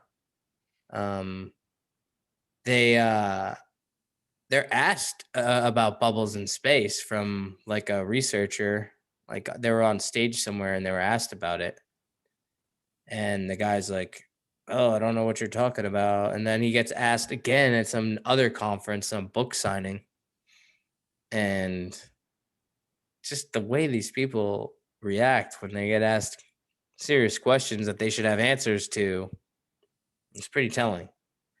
I will say something about the SpaceX flights, like in shooting the rocket up and landing it back down and all that. You know, whether or not they actually are going up into space is, I guess, debatable, but they're definitely shooting a rocket and landing it on a platform. That is for sure happening. That is not CGI at all. And that could be happening, but I'm just contending that they're not doing anything like that in space, and there's going to be some sort of interplanetary space travel, because I mean I haven't seen with my own eyes yet. We're a long way from that. What's that? Interplanetary space travel. Yeah, but that's my point, Ronnie, is that they use these things, these pie in the sky notions of grandeur to mind control people who would otherwise sort of be on board, like for like ideas of freedom and questioning Dude, authority well, and stuff. Like look at this. I mean, what we need to do is, and because it's funny, me and my wife were talking about all this space stuff just a couple days ago. What we need to do is we need to put a fucking GoPro on a tiny little rocket that's got enough fuel to get out there, and we need to fly that motherfucker as far as we can get it, and then look back and know for certain, and we'll be like, all right, now we know. Are they well, this is what bullshitting? they've actually done this, Ronnie, where independent researchers and scientists have sent video cameras up on a balloon as high as a balloon would go, because it doesn't just go out there and then just disappear. Like it goes up as high as it can go, about 100 to 120,000 miles, I believe, or no, 100 to 100 and, what is it, 20,000 feet. And you can see that, like, once the camera stops moving around, you can see like it's completely flat. Like, and there's that Red Bull jump that guy did. You remember that? The Baumgartner jump? Yeah, that was where like there's footage of like camera, like footage from outside the craft that he was in, and it's showing like a GoPro like fisheye lens, so it's showing curvature. And then when they change and they pan to the camera inside the craft, the window or the craft opens, so he's about to get out. It's completely flat from the perspective of the camera inside the vehicle, inside the craft that he was in. So they're showing this external view and it's showing curve. And then all of a sudden it flashes to the camera inside the craft, and it's facing straight out from like right behind where he would be, where he's like looking, and it looks completely and perfectly flat. It's crazy. I do like this question right here. Watch this. They ask Shatner, where's their spacesuit? My question is, through your career and your writing and your acting, you've inspired so many people to enter the sciences. How do you balance science with science fiction? They're both the same. One thing I really want your generation to embrace is that the Earth is a closed system.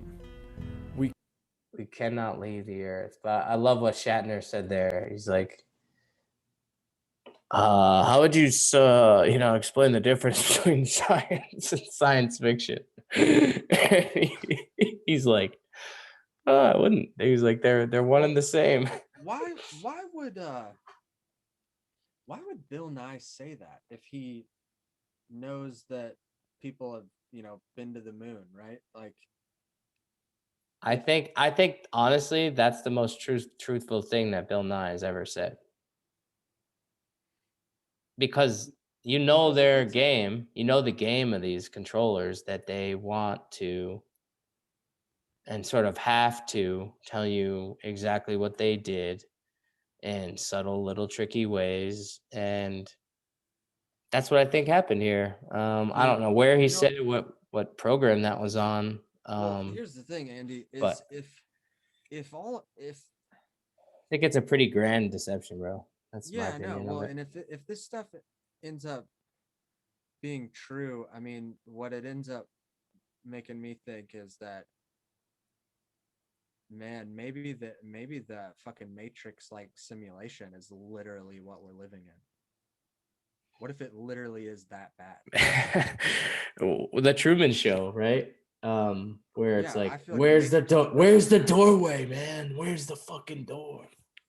Yeah.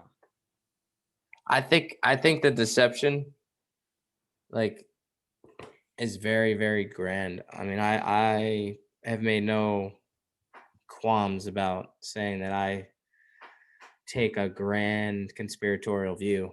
I haven't fully looked into like simulation theory. I've heard some different things about it, but I wouldn't rule anything out at this point. But I'm just deep in my heart, I know that these people like Neil deGrasse Tyson, most pompous, arrogant prick, celebrity scientist on the planet. You know that he was scheduled to be on Joe Rogan's show with Eric Dubay. Joe Rogan posted it on his channel and everything. And the night before, Neil deGrasse Tyson and his people backed out. He knew he would get fucking embarrassed. Oh wow. Never did it, and then went on Joe Rogan's show afterwards and was like, Joe Rogan was like, "Oh, yeah, you were supposed to talk to Eric Dubay. We had it all set up." And he's like, "Yeah." He's like, "I don't talk to flat earthers." Who's Eric? Eric Dubay is like the #1 flat earth researcher. Oh. He's written books on the flat earth conspiracy, the Atlantean conspiracy. So he talks a lot about the Masons, and he really dives into the Freemasonic matrix that basically is NASA. Like, basically, they say that NASA was pretty much created because in 1955, in Operation Deep Freeze, where Admiral Richard E. Byrd got back from the Antarctica, and he was talking about how there were these lands that there was a landmass the size of the United States that had never been discovered in 1955. And I believe, or I'm of the thinking, I don't like to believe anything, that was why NASA was created, to like create this massive distraction and black budget, basically, like the biggest black budget there is, one of them, trillions and trillions of dollars since its inception in 1958. So there's a trillion reasons right Dude, there. that would be fucking crazy if we just decided, fuck it, we're going to Antarctica. We went to Antarctica and got off, and like we walked into the abyss, into the freezing cold, and then we like climbed a mountain. When we got over the other side, it was just like paradise and all these people living there, and we'd be like, what the fuck? Bro, where did you come from? Well, that's what I like to dream about. I'd be like, I'm never going back to the real world. I'm staying here forever. Like, I like to dream about that shit, because it's like, and that's why I get so pissed off about, the lie, and like, I want to play this one little clip. Like, y'all got any weed here? Yeah, right. I brought some seeds with me. I'm gonna plant some weed over here. Check out this little clip from this is Naval Admiral Richard E. Byrd. He's talking in 1955 about a landmass the size of the United States, never before seen or explored. Check this out. Very distinguished guest for this evening is Admiral Richard E. Byrd. I must say that Admiral Byrd, our guest tonight, is not only our greatest living explorer, but he's been an inspiration to countless Americans. Admiral Byrd, is there any unexplored land left on this earth that might appeal to adventurous young Americans? Yes, there is. Strangely enough, there's left in the world today an area as big as the United States that's never been seen by a human being. And I think it's quite astonishing that there should be an area as big as that unexplored. But more important than that, it has to do with the future of the nation, those to come after us, or even during your lifetime. Because it happens to be an untouched reservoir of natural resources. So that right there. And that's what Antarctica is, man. Think about Antarctica. There's no country, there's no laws, there's nothing stopping people from going there, mining gold, silver.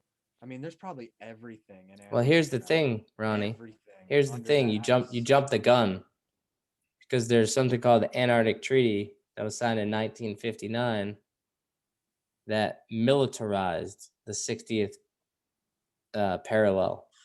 Yeah, I understand, but you know the So thing like though, Andy, nobody can go there. that thing, but Andy, that thing is so goddamn big. All you have to do is sail this way for a while, and then sail and get off the boat. Dude, There look you at the go. technology these freaks have. They could monitor a vast expanse of land with sonar, radar. They don't have to have like physical boats guarding it. Like you wouldn't be able to have a craft that moved fast enough like to I bet you could sail down there easy. so there's been people that have done this and have been arrested and have like faced jail time and like criminal fines and penalties for doing that. I saw, you know, they have a basketball court on Antarctica, like where the scientists go, you know. Yeah. And I was like really blown away by that. I was like, holy shit, they got a fucking basketball court. It's indoors, obviously, because it's cold Yeah. outside. So yeah, there's just so much stuff, man. Like I bet it would be really hard to find a place to dock, though, you know. well, here's the thing. They have all these like explorers. This guy Cook and Clark, and they set out to basically find an inlet to Antarctica. So they took a craft and they started traveling in one direction. They were trying to search for an inlet. And they traveled like 60,000 miles and it took them like 3 years and they never found an inlet into the actual like ice. So they were following along the ice wall. Yeah. And if you It go just went on forever. and if you go according to like, you know, the globe earth theory that Antarctica is just a continent, they say it's like 12,000 miles in circumference. So 12,000 miles versus traveling 60,000 miles over the course of 3 years is a pretty big difference. Yeah. So there's all these like accounts of these like ancient explorers that sort of didn't even find anything. Like didn't find an inlet into the ice at all. So all these questions just looming in my mind, like what if, like, I think because I've always been this curious mind and like curious explorer and always like wanting to like go and see different lands and different places in this country and all around the world, around this plane. Yeah. That's what I'm saying is like, couldn't you? Why can't we talk about it, you know, without being like What I'm saying is there's got to be a way, like, couldn't you just sail here or there and find a place to get off, like like somewhere around here, like, you know what I mean? Like there's got to be somewhere where you can get off and go check it out, you know. I mean, I mean, here's the thing, Ronnie, like it wasn't that they couldn't get off.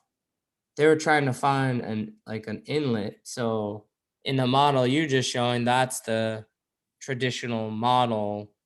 That's not on the flat earth model, it's a 360-degree ice wall that holds the water in, because people are like, oh, wouldn't you fall off the edge, you know? But in their model, the flat earth model, it's a 360-degree ice wall, and there are some crazy pictures and videos of like this ice wall, and it's expansive, and it's like you couple that with these stories from these explorers and you're like, it kind of starts to make you just really wonder. And you listen to his testimony or his interview there where he's talking about undiscovered lands the size of the United States, like more resources, more places to possibly reside, more places to, you know, like, I mean, they want us focused on going to Mars when it's like,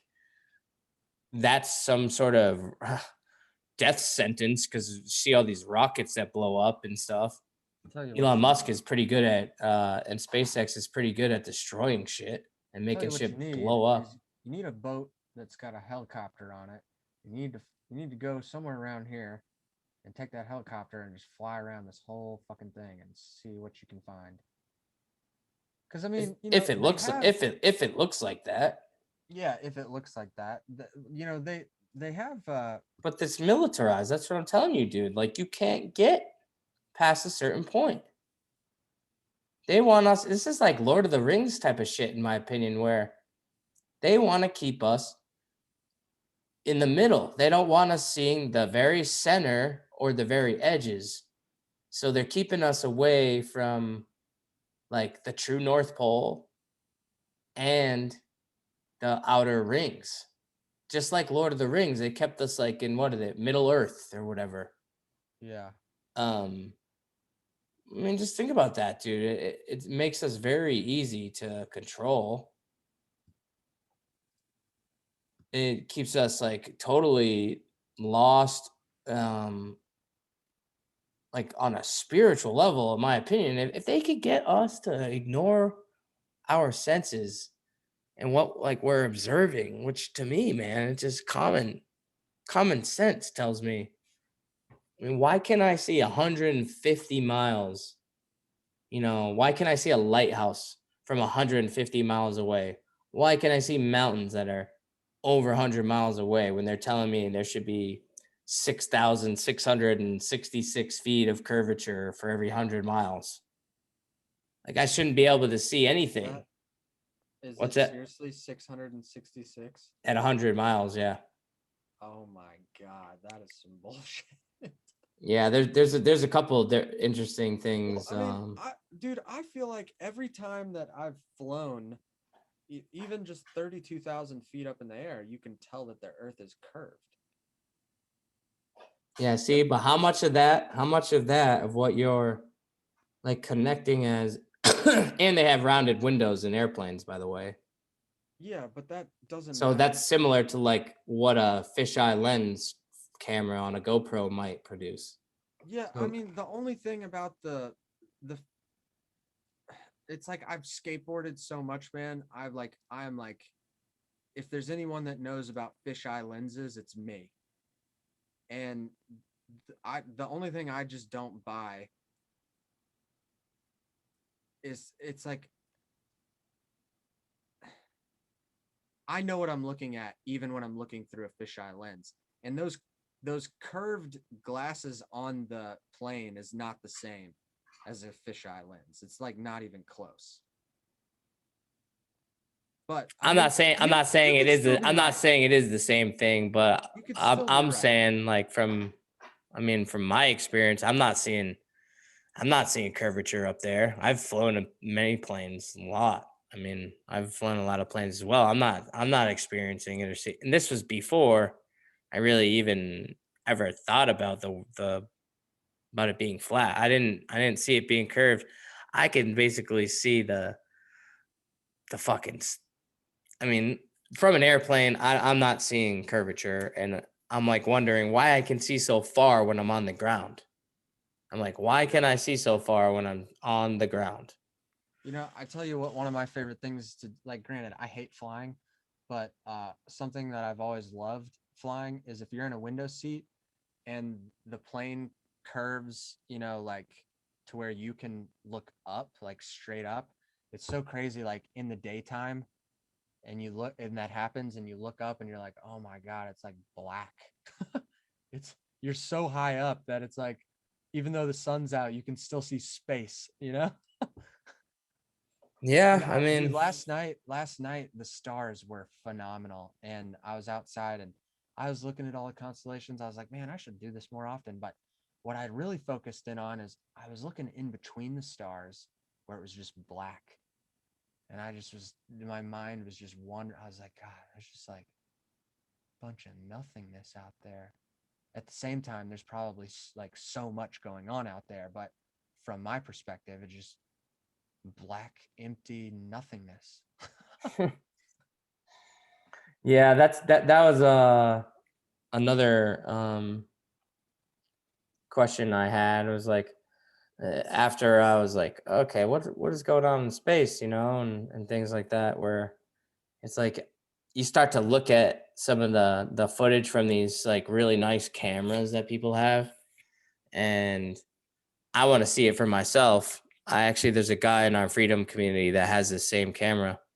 I want to go and see it for myself, but it appears that these planets that we supposedly can land on that are like these hard, tangible, dense terra firma that they say we can land on, it looks like a light through these cameras, like these videos. Could these videos be fake? Sure.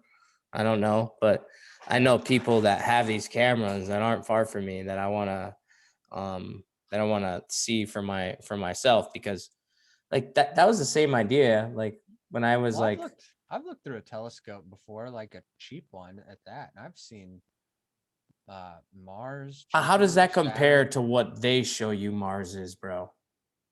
It's I not, mean, it doesn't look the same. No, it just looks round, and like the colors are the same as what they show you on TV or the internet or whatever, but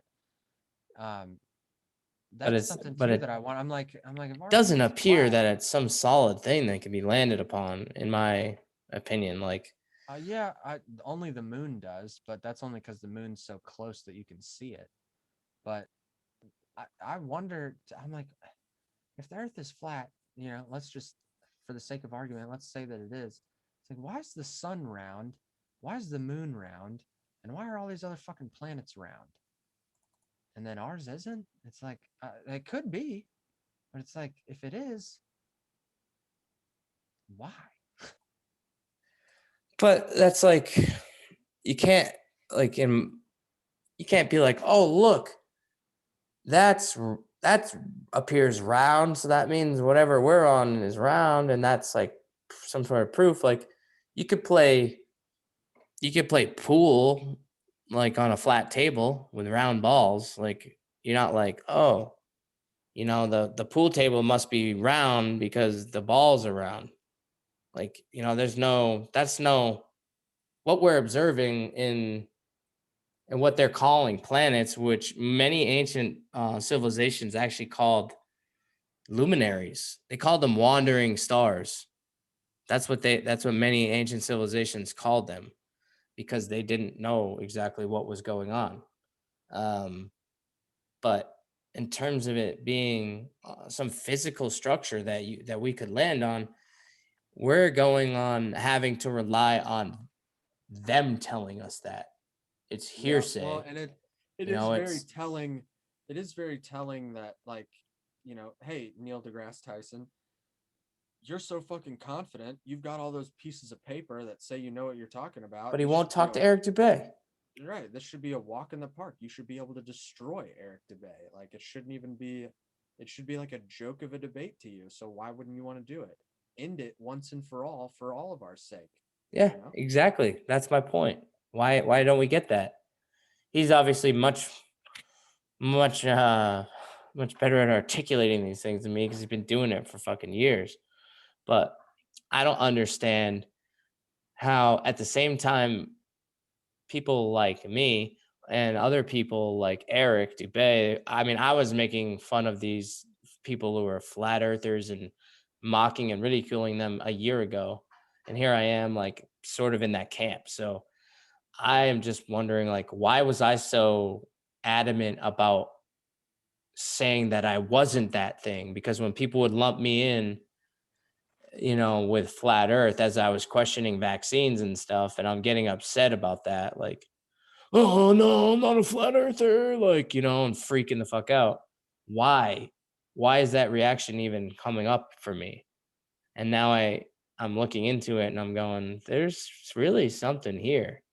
And this was me totally resistant to it in a big way, because I didn't want to even consider that it was like something that could be possible. But here I am, and you see people like Neil deGrasse Tyson, who's by all means the face of this deception, the modern face of it. Yeah, no, it seems like he just popped up out of nowhere like 10 years ago. And you have all these, he's literally an actor. He's in like more movies than I know, and you see how they put him like when he goes on Jimmy Kimmel or any of that shit, like I'm just like, it's so disgusting. Yeah, and he drops microphones and he acts like he's just this pompous, like he has access to some special information, and he knows these crazy, mathematical equations that you or I can't really confirm or deny, whether or not they work or make any sense or. I'll be able to confirm it, because that's something I've decided I'm doing after I get a job. I'm gonna go all the way, man. I'm gonna get a doctorate degree in mathematics. I've decided. Yeah. Wow. And I'm gonna do online school. I'm not gonna go to any fancy, expensive school. It's fucking math. It's like, it doesn't matter where you go to school. It's fucking math. Okay, 2 + 2 will always equal 4, no matter if you go to goddamn MIT or some online bullshit school. Okay, like math is math. It's not gonna change. That's the one thing. That's why math is like my favorite subject out of all of them, because it's the only one that you get fucking truth out of. Now, granted, maybe that's a little wishy-washy once you get to like really higher levels of math, but I'm not there yet. So, but at least the simple shit from, simple addition, subtraction, division to algebra, geometry, calculus, and trigonometry, at least. And then after that, I couldn't tell you, but I know for a fact that those subjects, you can't lie. Like, and they're not living. Like, they don't change, because it's, again, like these things aren't going to change unless something changes, like we go into the 5th dimension or some shit, like it's not going to change in this 3D world, Right, but they use all these like scientific, like physics, these physics equations and these mathematical equations to sort of frame these deceptions, like in a way that totally demean normal people from like being able to possibly discern what's actually happening, when it's like only they have access to the Hubble telescope and you and I can't go and see that, and we're just supposed to, I mean, look at this right here. This is like supposed to be passed off as a telescope. I mean, let's watch here. Just a couple like minutes on satellites, actually. Let's watch this for a second. It's all animation and games until one comes crashing down on your squad. Many crashed satellites have been reported the world over, and the one thing they all have in common is giant helium balloons attached to them. Of course, satellite technology is real. We get our weather information, communication equipment, and even some internet service. Wow. So all the satellites are just up there, helium balloons just floating around. And NASA's the number one consumer of helium. Oh my God. Check this out right here. I'll play it. Crazy. Is from them. Look up Google Loon, for example. It's not that they wouldn't use the magical floating satellites if they could, it's that they don't physically exist, nor does the globe. They have been sending these up one at a time since it all began. I will allow them to explain it. And he got a patent on that in 1950. And those early balloons were so large, they didn't have any way to launch them, except they actually launched them from aircraft carriers. Modern scientific ballooning was born. It was also the genesis for NASA's newly developed super pressure balloon. The reason for super pressure ballooning is they have absolutely stable altitude, day, night, and it doesn't matter how cold the atmosphere is. They are sealed. So your shape is always the same. You always displace the same amount of air, and therefore you have the same amount of buoyancy all the time. This day-to-night altitude stability allows super pressure balloons and the sun. Hi, I'm Matt, and this is NASA Now. NASA's been using balloons for science research for over 30 years. The exploration that can be done on balloons is continuing to grow. Standard balloons. So basically all these satellites, like, that they say are like Elon Musk is SpaceX, or he's putting up these thousands upon thousands of they say satellites that are orbiting the Earth. Like it's nothing more or less than like helium balloons. If you look up images of like satellites in space, images of satellites in space, I want to just show you this and then we can wrap up. Getting a little tired, but let me see. Images of satellites. Yeah, none of these photos are real. They're all fake photos. Oh, you already looked at it? Yeah, well, all these. Okay, there's one that looks real. That's the. Even that doesn't look real. How about that one looks real? Surely that one is. Like, look at this. Look at this. None of those look real. Why don't they have real photos? Like, look at it. Look at this. That's unbelievably fake. So that's like this is and this is what we get. You Google real images of satellites in space, and this is what you get. What if they? Yeah, and if they, the fluoride conspiracy has fluorides and vaccines have been said to be the the biggest hoaxes of all time. And granted, I think that they definitely are, and maybe COVID-19 is an even bigger one. But dude, if they know that the Earth is not round and all, I would say, dude, I would say this would be the biggest conspiracy of all time. That's how I feel about it, because I think it's like the most foundational lie. If they could lie about what's under our feet and what's above our head and how we fit into the, we were talking about earlier about that 666 number. Do you know that they say that we're spinning at 1,000 miles an hour on a 23.5 degree tilted axis? So we're spinning at 1,000 miles an hour. Then we're orbiting the sun at, you want to guess how fast? 66,600 miles an hour. And we know that, back to my Sam Tripoli joke of a Satanist, a Nazi, a Scientologist, and a pedophile walk into a bar. What do? They create NASA. They form NASA. We obviously know the affinity they have for that number, 666. So it can't be discounted. It's interesting to see all these, I learned about the Washington Monument, actually, the obelisk. Yeah, it's a giant dick. 555 feet tall. Or no, it's there's no way it's 500 feet tall. No, sorry. It's 55.5 feet tall. And it's no, it actually, how am I gonna butcher this? Hold on. I just had this figured out the other day. Is it 5? Let me look it up.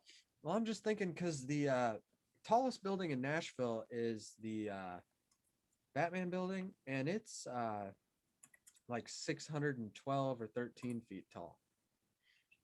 And I would say that the Washington Monument, 555 feet. Yeah. Is it really? So that's pretty tall. 555 feet and 55.5 feet wide.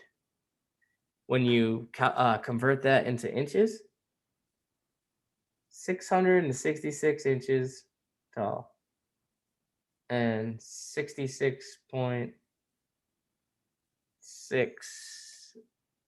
What is it? I'm botching this. Let me just convert it. So 55.5.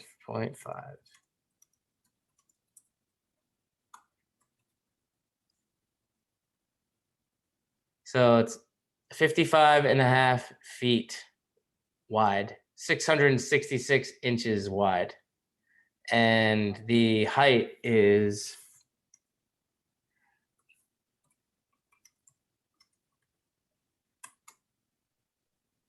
6,660 inches. That's right.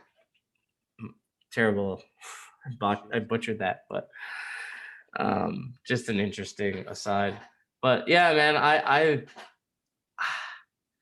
think the space deception is crazy. Like Red Hot Chili Peppers, bro. Space may be the final frontier, but it's made in a Hollywood basement. Yeah. They don't just say things like that for no reason. Red Hot Chili Peppers, do you think he just creatively wrote that song like himself? No. Probably These not. people don't have talent, most of these people.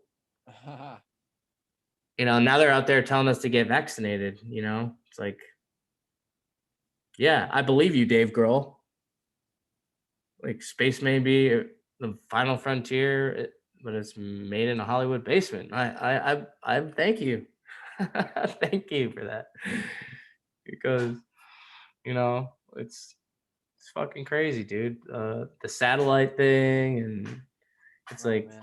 Miko Kaku, he's on fucking History Channel and shit all the time. Fucking hate that guy too. oh, dude, they have the worst people.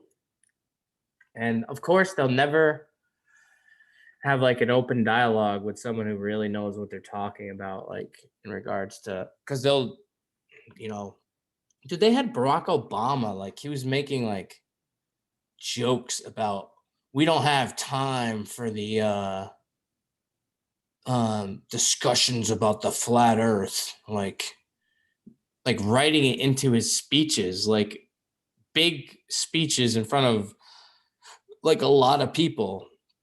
And he was like literally making like comments about that. Like, I want to see if I can find it and then we can wrap it up there. Where was it? Let's see. Gotta show you this. That's right.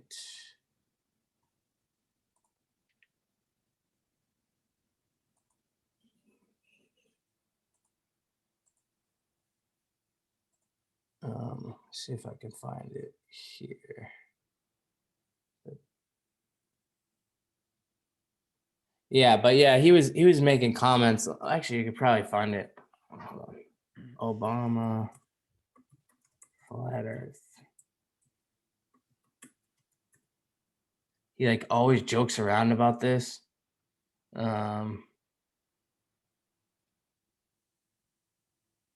Destroying, you look it up on YouTube. Destroying flat Earth without using science. Part 1, the moon. President Barack Obama says U.S. space program is not a luxury, but maybe I think that's it, actually. Let me see. Okay, I think this is it. It makes no sense that they would just violently oppose this at all costs. Like, let's see what this asshole has to say. I know he's talking about the flat Earth here. By being extremely clear, I am 100% committed to the mission of NASA and its future. Because... Why did you send all the rockets to be shot off in Russia?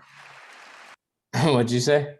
And why did he cut their budget and have Russia launch all their rockets if he's fully committed? Yeah. Right out the gate, he's full of shit. Right. Shocker. President Drone Obama.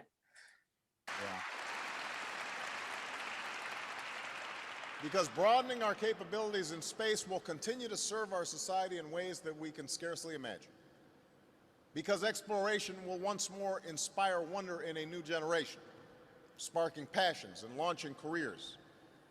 And because ultimately, if we fail to press forward in the pursuit of discovery, we are ceding our future and we are ceding that essential element of the American character.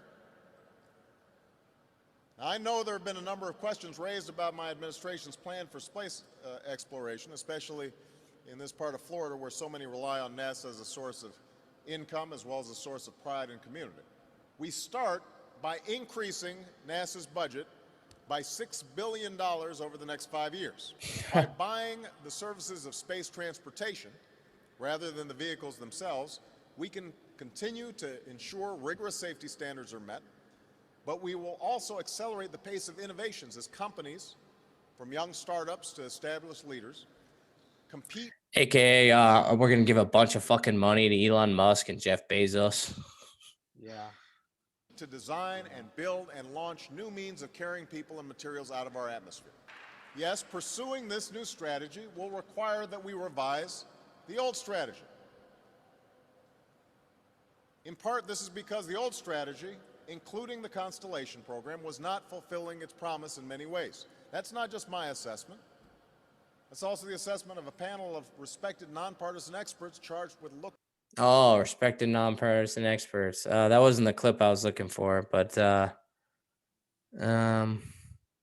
pledges total commitment to NASA. Obama speaks. Kennedy. Yeah. Anyways, he was basically talking about. He was just joking about the flat Earth and all these different things, and it's like, why are they making such an effort to derail like this? And then like they have something called the Flat Earth Society, which they use to like is controlled opposition to like present total fucking lunatic ideas that like don't make any sense, and that any sort of excuse me, any sort of like true flat earth like researchers, like they don't ever make any of these claims that the Flat Earth Society makes. So just sort of makes people that are inquiring about it seem crazy. So it's like there's just this whole thing, and it's, I don't know, man. It feels pretty. Yeah. It pisses me off when I see that video of Richard E. Byrd, Admiral Byrd, and he's talking about this unfounded, undiscovered land, and that there's a treaty. So all these countries, all these nations that are supposedly at war with each other and like dropping bombs on each other and cooing each other and all this stuff, right? This sort of manufactured conflict between these superpowers. So they're going to be at war all these years, but they're just going to happen to agree on this one thing, like where they all defend like any independent exploration, like to a certain point beyond, you know what I mean? Yeah. It's a little Yeah. suspicious to me. And it pisses me off because I want to fucking go there. And people have tried it and they've been turned around and arrested. Like, so don't tell me we've seen it all and they want us focusing on space travel, like going to Mars. Just get behind Elon Musk. He's gonna save the world. He wants to drill 4 holes in the back of your skull, and every time he speaks, my brother gets a hard on, and I'm like, you know, I don't know. I try to show my brother like tweets, like when Elon Musk tweets that like we will coup whoever we will want, you know, whoever we want, like talking about Bolivia, because they're gonna need the lithium that they have in the mines of Bolivia. So Elon Musk is over there basically condoning a coup, which actually did happen in the Bolivian government. Yeah.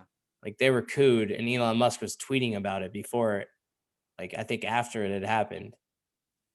And then my brother, every time the guy speaks, my brother gets a hard on. I'm like, I'm just like, you know, it's hard for me to just see all these people that would otherwise be like on the same page with us for true freedom, totally distracted and mind controlled with these fucking illusions that we're going to Mars or something. Like, I'm like, Mike, I'm my brother. I'm like, do you think like even if Mars was a planet that we could land on and they could theoretically go there, do you think they'd be taking you?